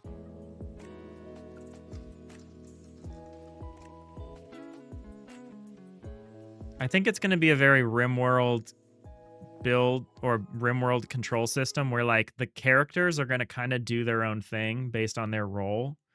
So an engineer will probably just go repair stuff if stuff gets damaged, but like a hammer tool would probably be like prioritize this, or like manually like I'm telling you to do this now. Like I think there will be direct orders and like indirect, like just standard operating procedures. Or like having nanoparticles fix it up. That'd be cool. That'd be cool. Yeah, I don't know if I'm going to require you to have the materials to fix stuff, or if you just need to have the energy.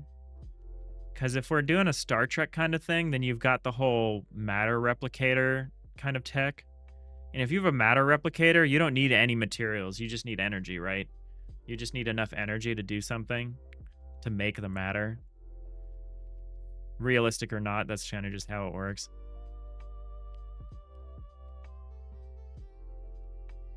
All right, so the logic in here is here. So if block.rooms.hasAny and roomBounds.length is greater than, this needs to be greater than 0. That's just a flaw with the control flow that was not recognizing. It wasn't switching cutaway modes for a single room. All right, what were we doing? Down here somewhere. All right, so the bulks are behaving super weirdly in some cases. Maybe these do need to be parenthetical. Like maybe maybe the parentheses are causing problems. Let's see. Or the lack of parentheses, I should say.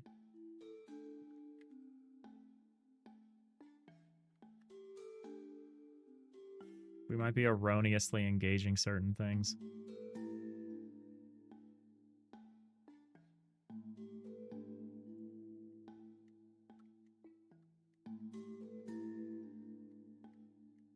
Nix, having high priority and low priority and no priority would be great. No priority when you're like trying to blueprint something. Oh yeah, the player is not going to be able to just change their ship willy-nilly. If I let the player change their ship at all during a run, it would need to be like you got to a space dock. And like you're in a space dock facility. Like I don't think it's going to be this it's not going to be like Stardeus or anything where it's like you're regularly rebuilding your ship and like expanding it and stuff. I think that would be like a special thing that you get access to sometimes, maybe, if at all. So what are we gonna do? We're gonna try to test this.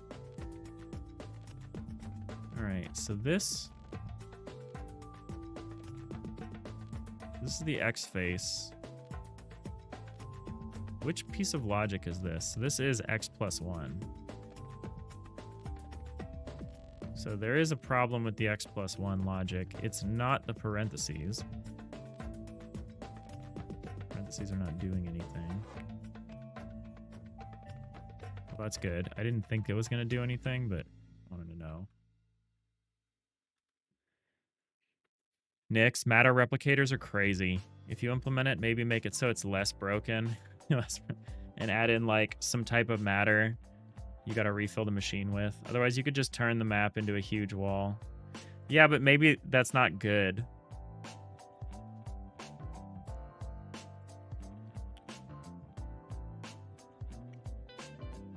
There will be a lot of balance considerations. I want you to have stuff in your cargo bay. Like, I want you need to have things to use. Like, I would like a cargo bay, like, where you've got equipment and like maybe you need to like move some heavy equipment like into the reactor room to like do some repairs or something. Or like maybe you need to spend stuff to repair or something. I don't know. I would like materials to matter to some extent. I'm just trying to keep the source material in mind, and also the simplicity of like, it's annoying enough to have to keep track of power levels and stuff.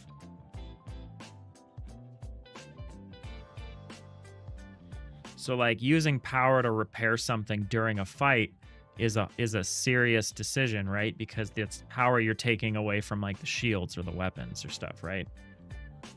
So like even if all you need is power to make a repair and the crew member to do it and the time for the repair to occur, that's still like a pretty serious decision. Now, you know, repairing outside of combat where you have all the time in the world, that's maybe not an issue, right? So I don't know. There's a delicate balance there, I think.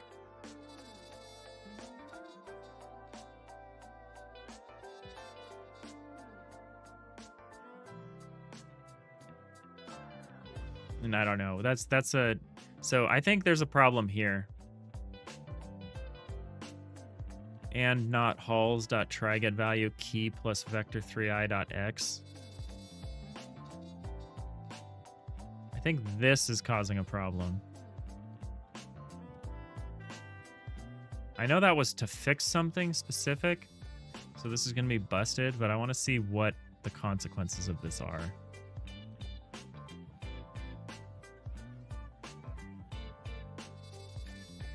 Okay, that didn't have anything to do with this. Okay. I'm just trying to identify which category is causing the problem.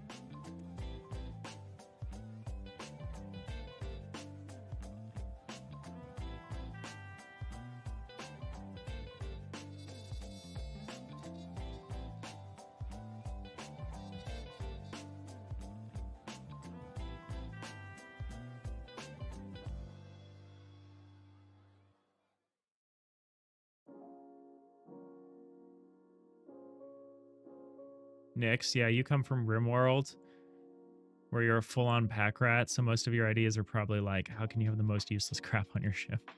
Yeah, I had to get I play RimWorld since I can't justify buying all the expansions. I play RimWorld with like a lot of mods when I do play it.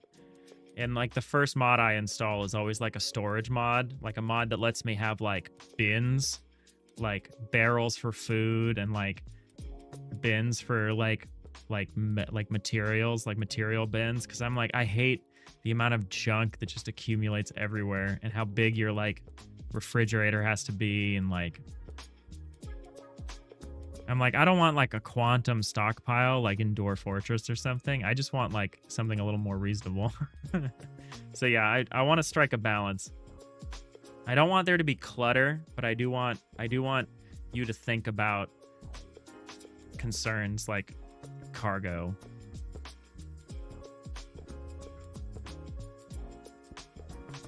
I want you to have to deliberate and be like, oh, do I use this now or do I save this so I can like sell it or like bargain with it, or I don't know. All right. So I need to evaluate exactly when this goes away. So this stops. This seems to occur. So there's a block here.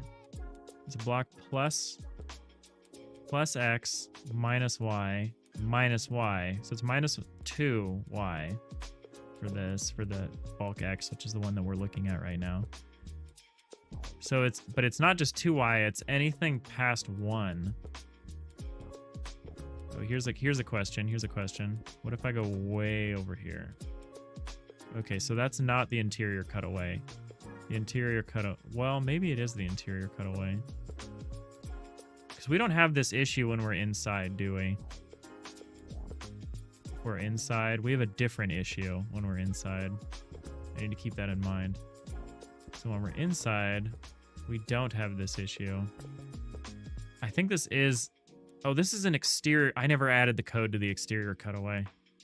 I only added it to the interior cutaway. I understand. I understand where this bug is coming from now. We need to go into the exterior cutaway. Nix, you feel that? You use Ogre's XXL stack. You crank it up to max. In your latest run, you had to crank stockpiles up to 1,000x bigger. You had almost 1 million steel. It was insane. From destroying every single spaceship you came across and about 750,000 plasteel. And 500,000 of human meat. Shame. Shame. My partner is playing a lot of Medieval Dynasty, and I'm playing it with her. Like, we have our own little village, but she has a village that's like way more advanced than mine, and or the one that we share together. And so she's getting into Medieval Dynasty, and so she's reading it about it on Reddit and stuff. And someone will be like, "Man, I don't understand why you can't butcher the humans that you kill, like the bandits. That's so much wasted meat." And the person that replied was just like, I forgot what it was, but they either said like, "Have you heard of RimWorld?" or they said like, "Have you heard of Dwarf Fortress?" I don't remember what it was because it could have been either. It was like, I was like, if you are interested in that, I have a game for you. It's so funny. I think it was RimWorld. Don't shame me. Stuff doesn't grow in space. Well, it does, but human meat walks up to you. It's free fast food on wheels. Oh. I won't judge you, but history might. All right, so we need to add this. So here's our problem. We need to say if not blocks dot has any, or blocks dot get absolute block rewards dot has any block dot forms. Yep. Continue.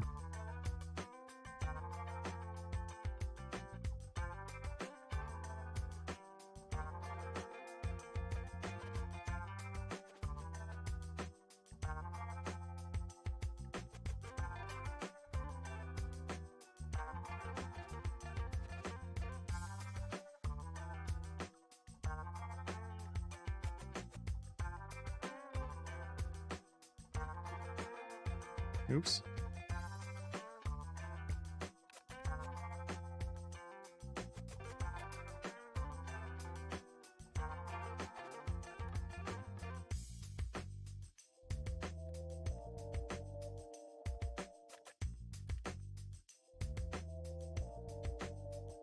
Actually, let's do this. Let's do that. Let's only get the block as a last resort.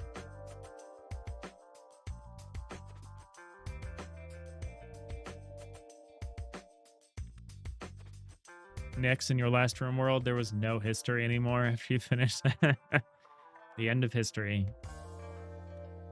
I love the history in Dwarf Fortress. Just watching that generate when you create a world and seeing all the history get generated in front of you. I mean, that's probably why it's in the MoMA. It's pretty cool. Just a Dwarf Fortress world generation protocol. All right, so I think we may have fixed this issue. Yeah, we did.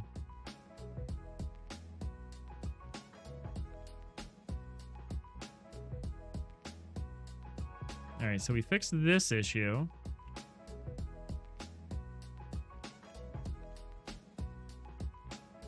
Let's see about, there's one more. And I think we might have done it as far, and I think we can put the, I think we can put a bow on the cutaway system if we can confirm that this has been fixed.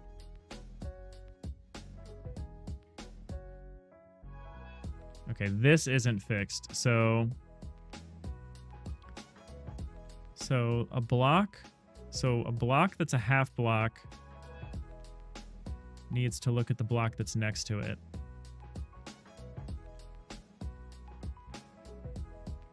That's one issue. And then the block that's a full block needs to look at the block behind it.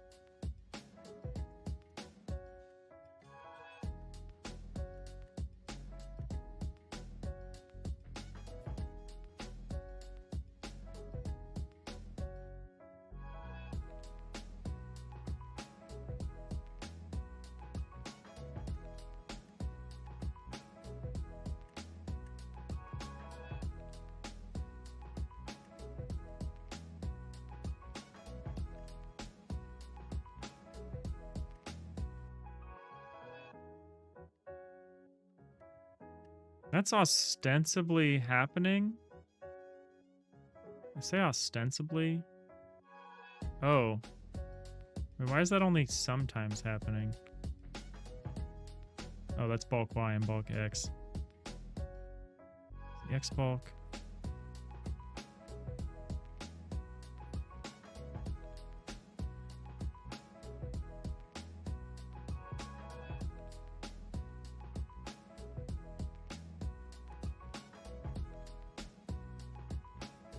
Next, you used to watch a guy called Krug Smash. Krug Smash is excellent. I've seen a number of Krug Smashes for Fortress stories.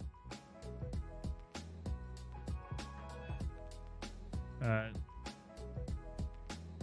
used to enjoy it. You stopped watching it due to time. And they're so far behind you have to binge for like a month to catch up.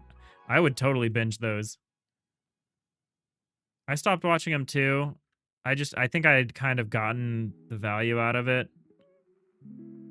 But I love his story about the necromancer who like wants to conquer the world. That one's a classic.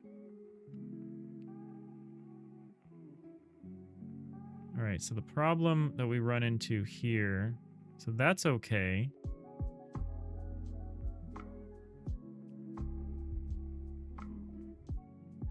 The other one is a problem. Why can't I? There we go. That's it. So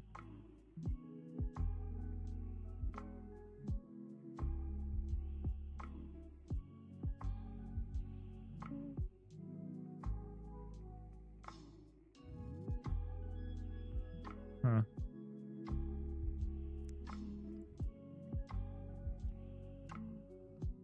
July 11th's the new DLC for RimWorld. I'm like, I haven't bought a DLC for RimWorld yet. I've had a good time just with mods. That's the one where at the end there's like a group of bloodthirsty vampires that take over the world. I think so. Spoilers. Spoilers for a years old Krug Smash story. All right, so this case is weird. So these cases are fine, where like the half block wall is in front of the full block. The case that doesn't seem to be fine is the case where the half block wall is behind the full block. The one in front seems to be okay.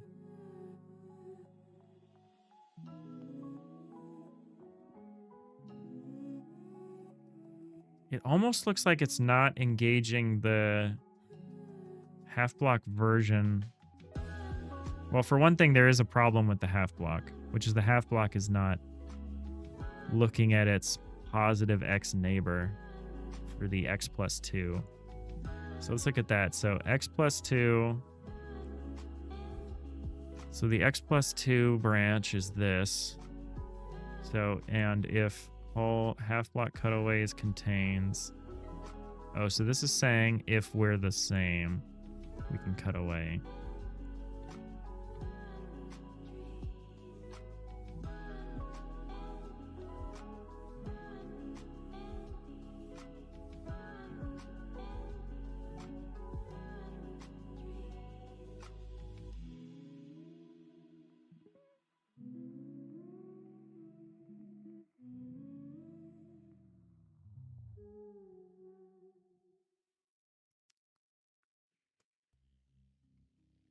Not sure about that branch here.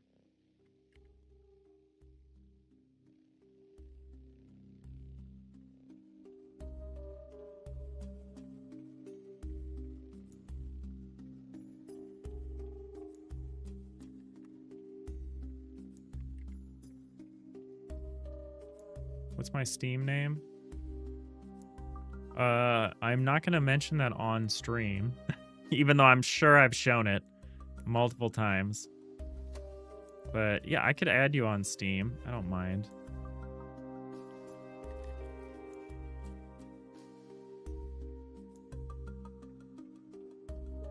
I'll hit you up on the Discord. Yeah, I'll DM it to you.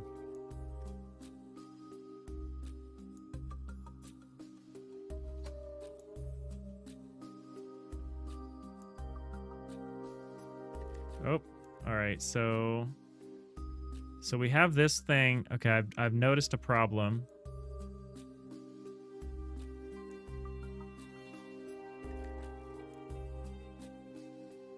But does it fix this other issue? Sort of. But it creates an issue.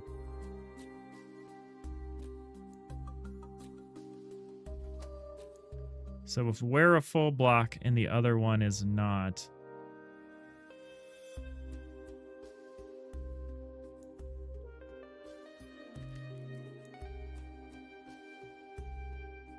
okay, I think I took a shortcut with this last time.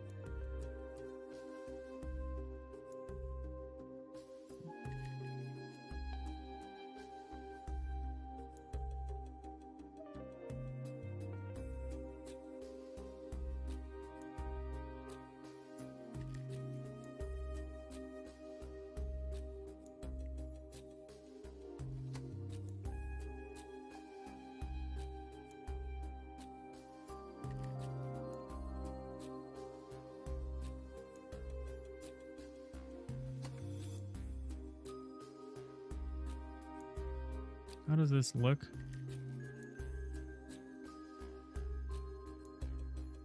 Right.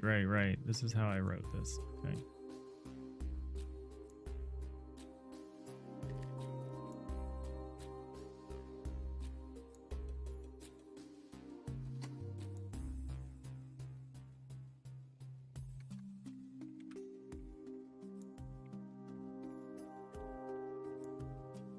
So right now we're saying if we have the same value, if we're both half bulk or we're both not, then we can do this, excuse me. But what we want to say is that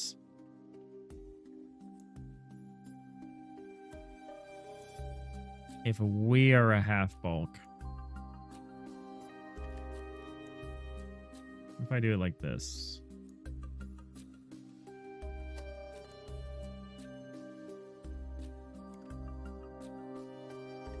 if we are a half bulk, is that sufficient?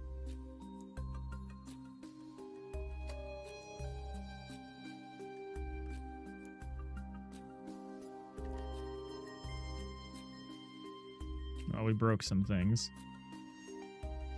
That's fine. If we fixed the thing that we care about. We broke something else, but that's okay. But what about this issue?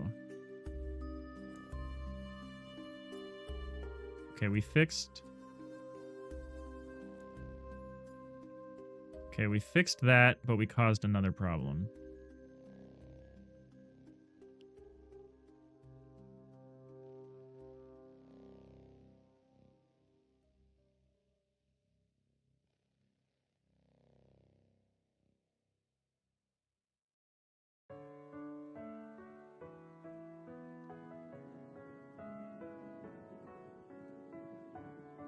Can this be an or?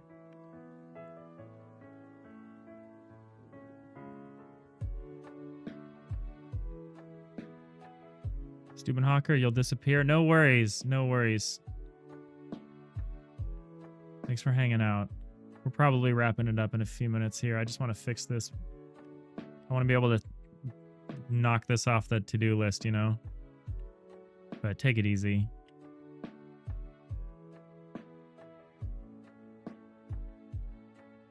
Okay, we busted that part again, but did we fix this part? Okay, we fixed one thing here.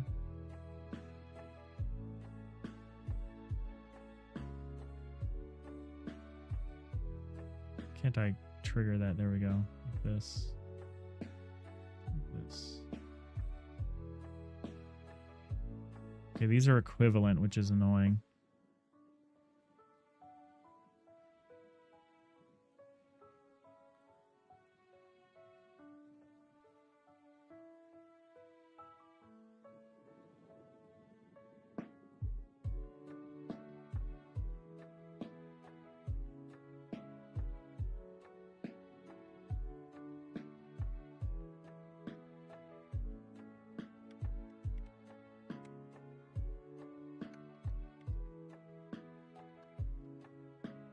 Thanks.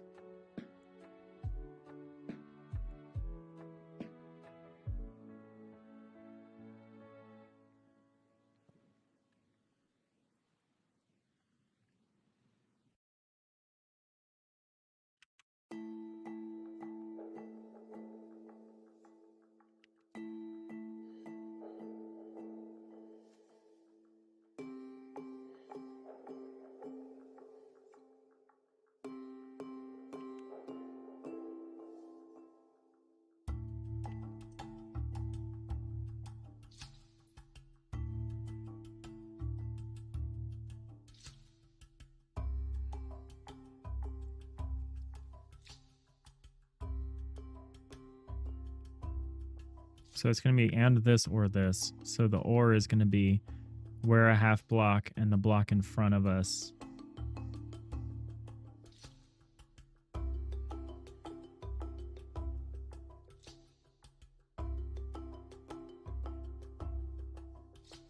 So either we're the same or where the half block and the block in front of us is a full block.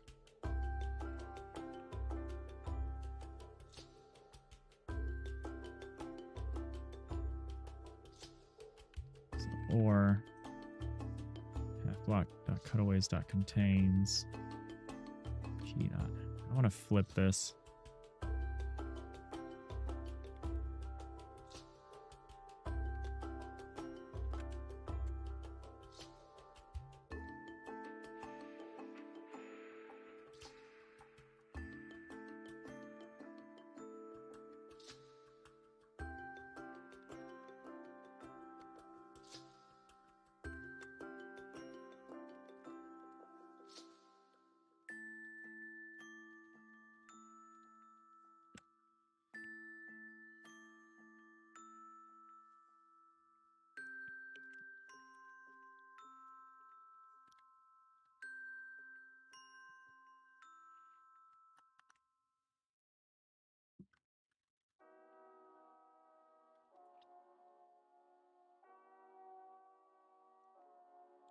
Oh,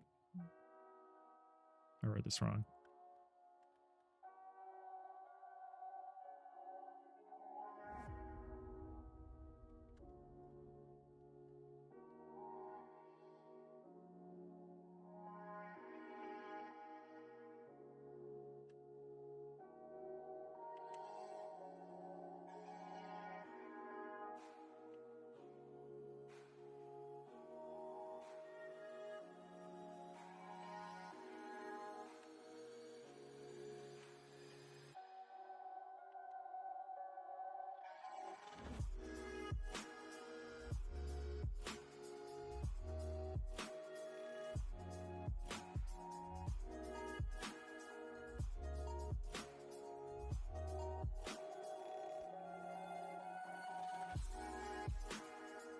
Okay, the Y face seems to be correct.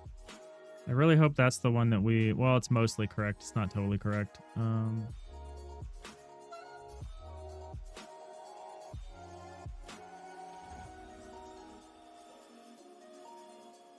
Plus X bit needs to change a little.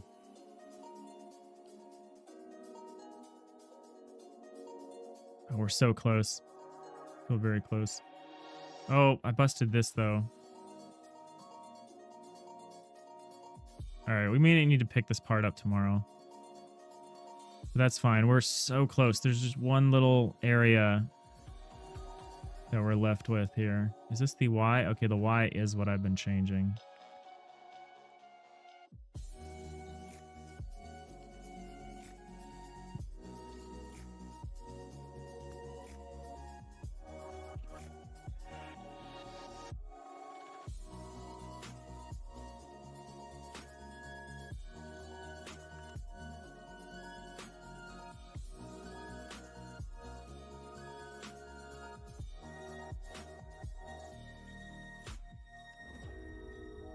See if we can fix it with parentheses here.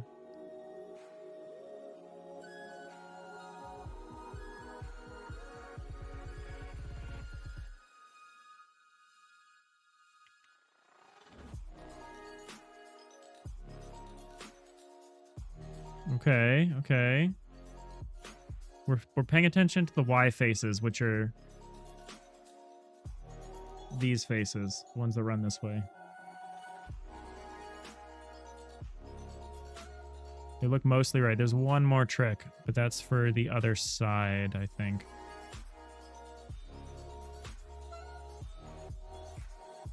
Okay, okay, we're getting there, we're getting there. Let's copy this over here. The X, and then we can address the last bit.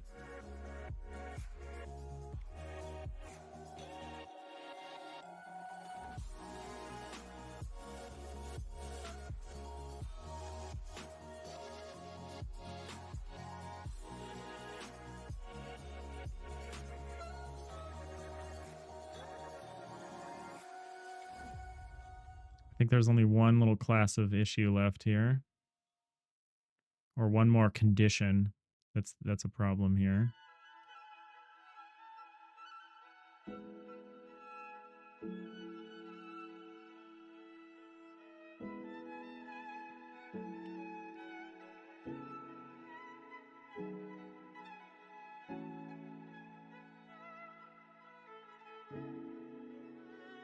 So the last issue here is if you're a full block and your negative neighbor is a half block, you cannot engage the outline.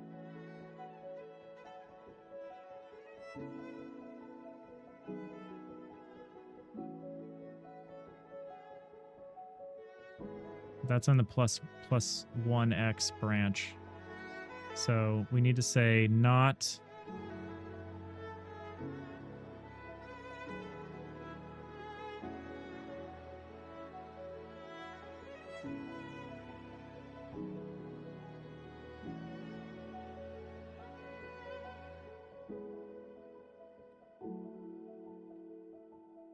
say and not full block cutaways dot contains, or no, hold on. Yeah. Okay, we know that. So we're saying and not full block cutaways and not half bulk cutaways minus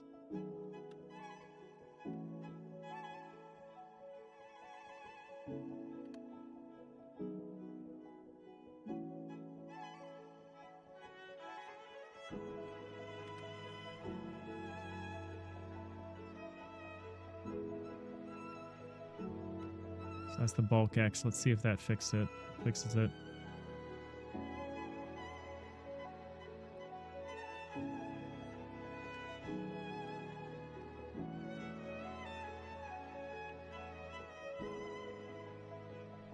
Oh. Okay, well, we broke something, but let's say if we fix the thing that we wanted to fix. Looks like we caused more damage than, you know. Oh, well, we fixed the thing we wanted to fix and caused a bunch of unintended consequences.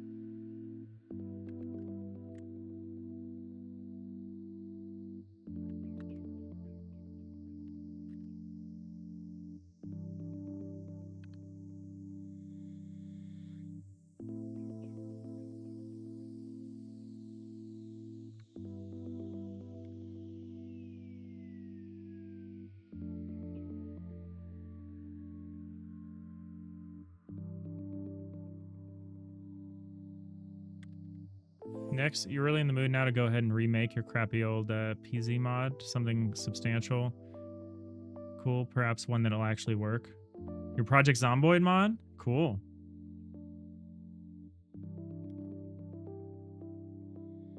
No, I get it. It's hard to stick with a project. Especially just a little passion project. Because if the passion wanes, then it's like, what else is there?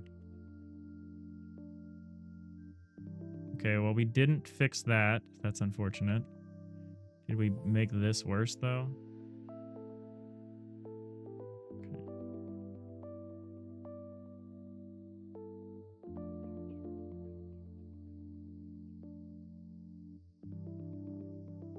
I don't know how... This is it. Yeah, so that's correct. Can we just do this?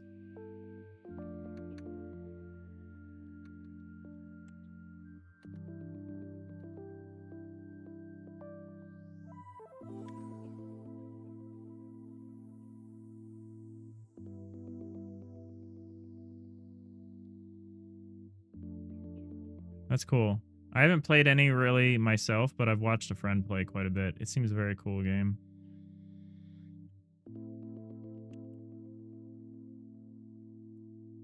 Oh.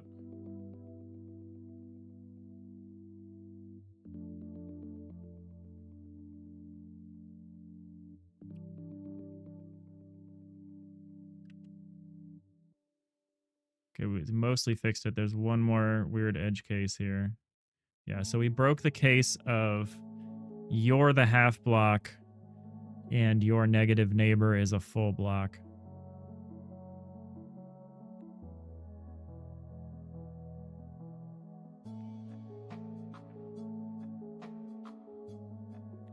So we can say this. We could say half block equals this.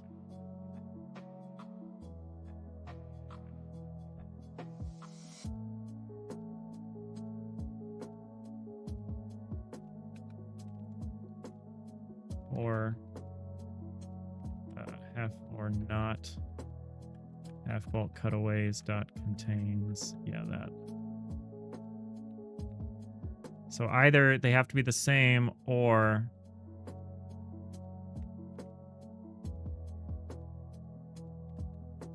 it has to be like this.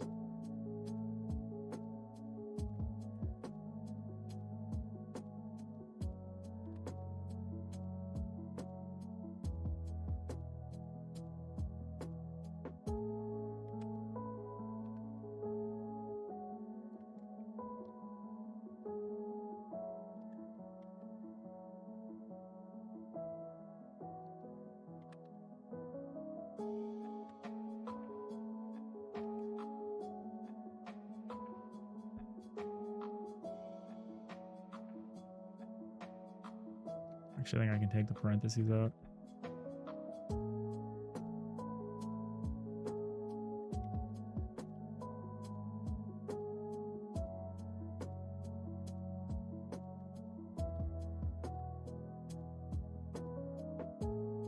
I think we're really close here. Nope. Everything's really busted.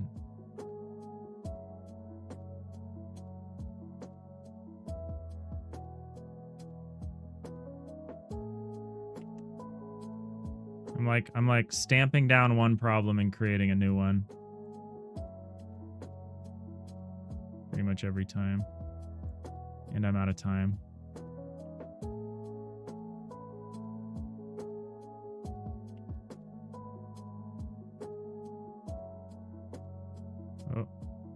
Oh, yep, this was a huge backslide. It might have to do with this parentheses though.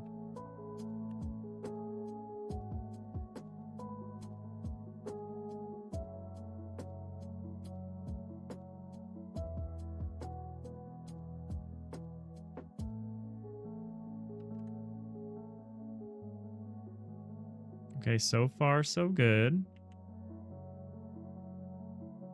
Ugh. Why? Why is that?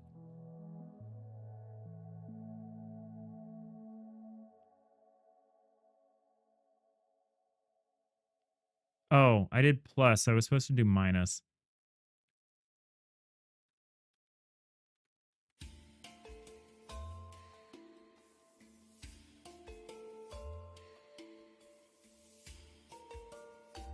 Rhiannon, sometimes the only way forward is backward. That is very often the case. My friends and I have been running into that. We're playing Peak every weekend. Peak is really fun. It's like a procedural climbing game. And very often, to go up, you have to first go down. Like you have to descend to ascend somewhere else because of like local maximum and stuff. But like the brain does not want to do that a lot of the time. We need endless progress. Okay, I think we got it. I think we got every case. I don't see any obvious weird problems here. We haven't solved... Well, we have to copy the change over to the other side, but I think we did it. Yeah, half blocks and full blocks now play nicely with each other along the X face. I just gotta copy the changes back to the Y face. Cool. Let's do that. So we take this chunk here. Copy this down here.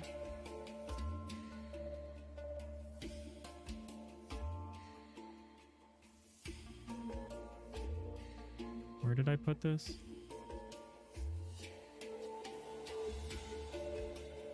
This whole thing here.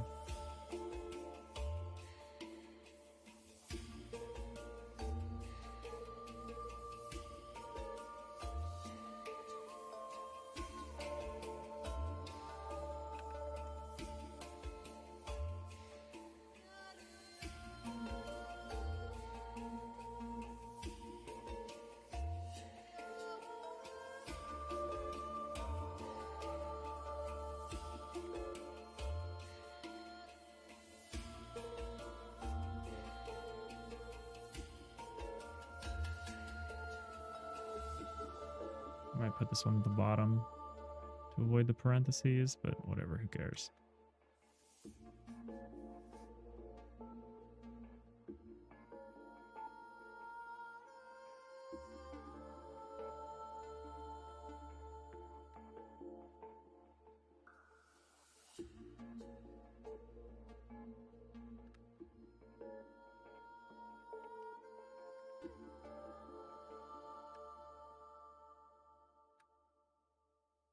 So far, so good.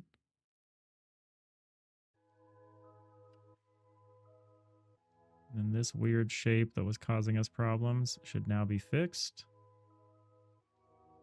Yep. So no matter which way you cut that off, you get the full outline. Whether the half block is in front of or behind the full block, you get the correct outline. All right, we love to see it. I think that was it. I think that was the last weird edge cases. So I say so far. I don't even want to test the doors. Yeah, the doors are being super weird. We have to handle that. This door is not being recolored correctly. Oh, not to mention the selection overlays are probably pretty wrong. Yeah, they kind of are. That's fine.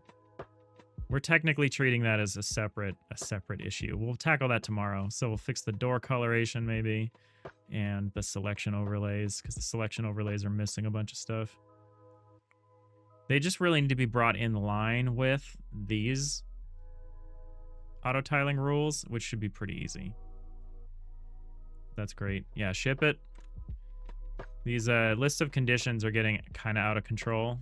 But like I said, we're gonna simplify this structure soon.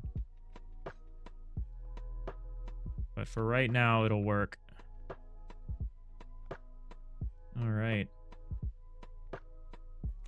Nix, if I ever have a couple of months of free time where I don't mind not sleeping, drinking, or, well, doing anything useful to society, then check out Project Zomboid. Nice. I will be terrible at it, and I will die multiple times. I'm okay with that. When you get better and you can last more than a day, then a week, then a month, and you're doing long-term survival, game is really good. You highly recommend it. You've been playing it on and off ever since one of the first updates when they still had the old map. Yeah, I want to get into it, but obviously there is the issue of time. But I really am interested in that kind of a game. I think it's cool. Yeah, I've watched a friend play it who's quite good at it, and it's fun to hear them talk about all the different considerations and still get overwhelmed if they miscalculate. Even with all their skill, it's super cool. But all right, I'm going to wrap it up here. which is great because we're about to hit our next set of ads. But we pretty much got to 3 hours. We've been doing a good job with our 3-hour streams, which is a long time, but we've been doing it.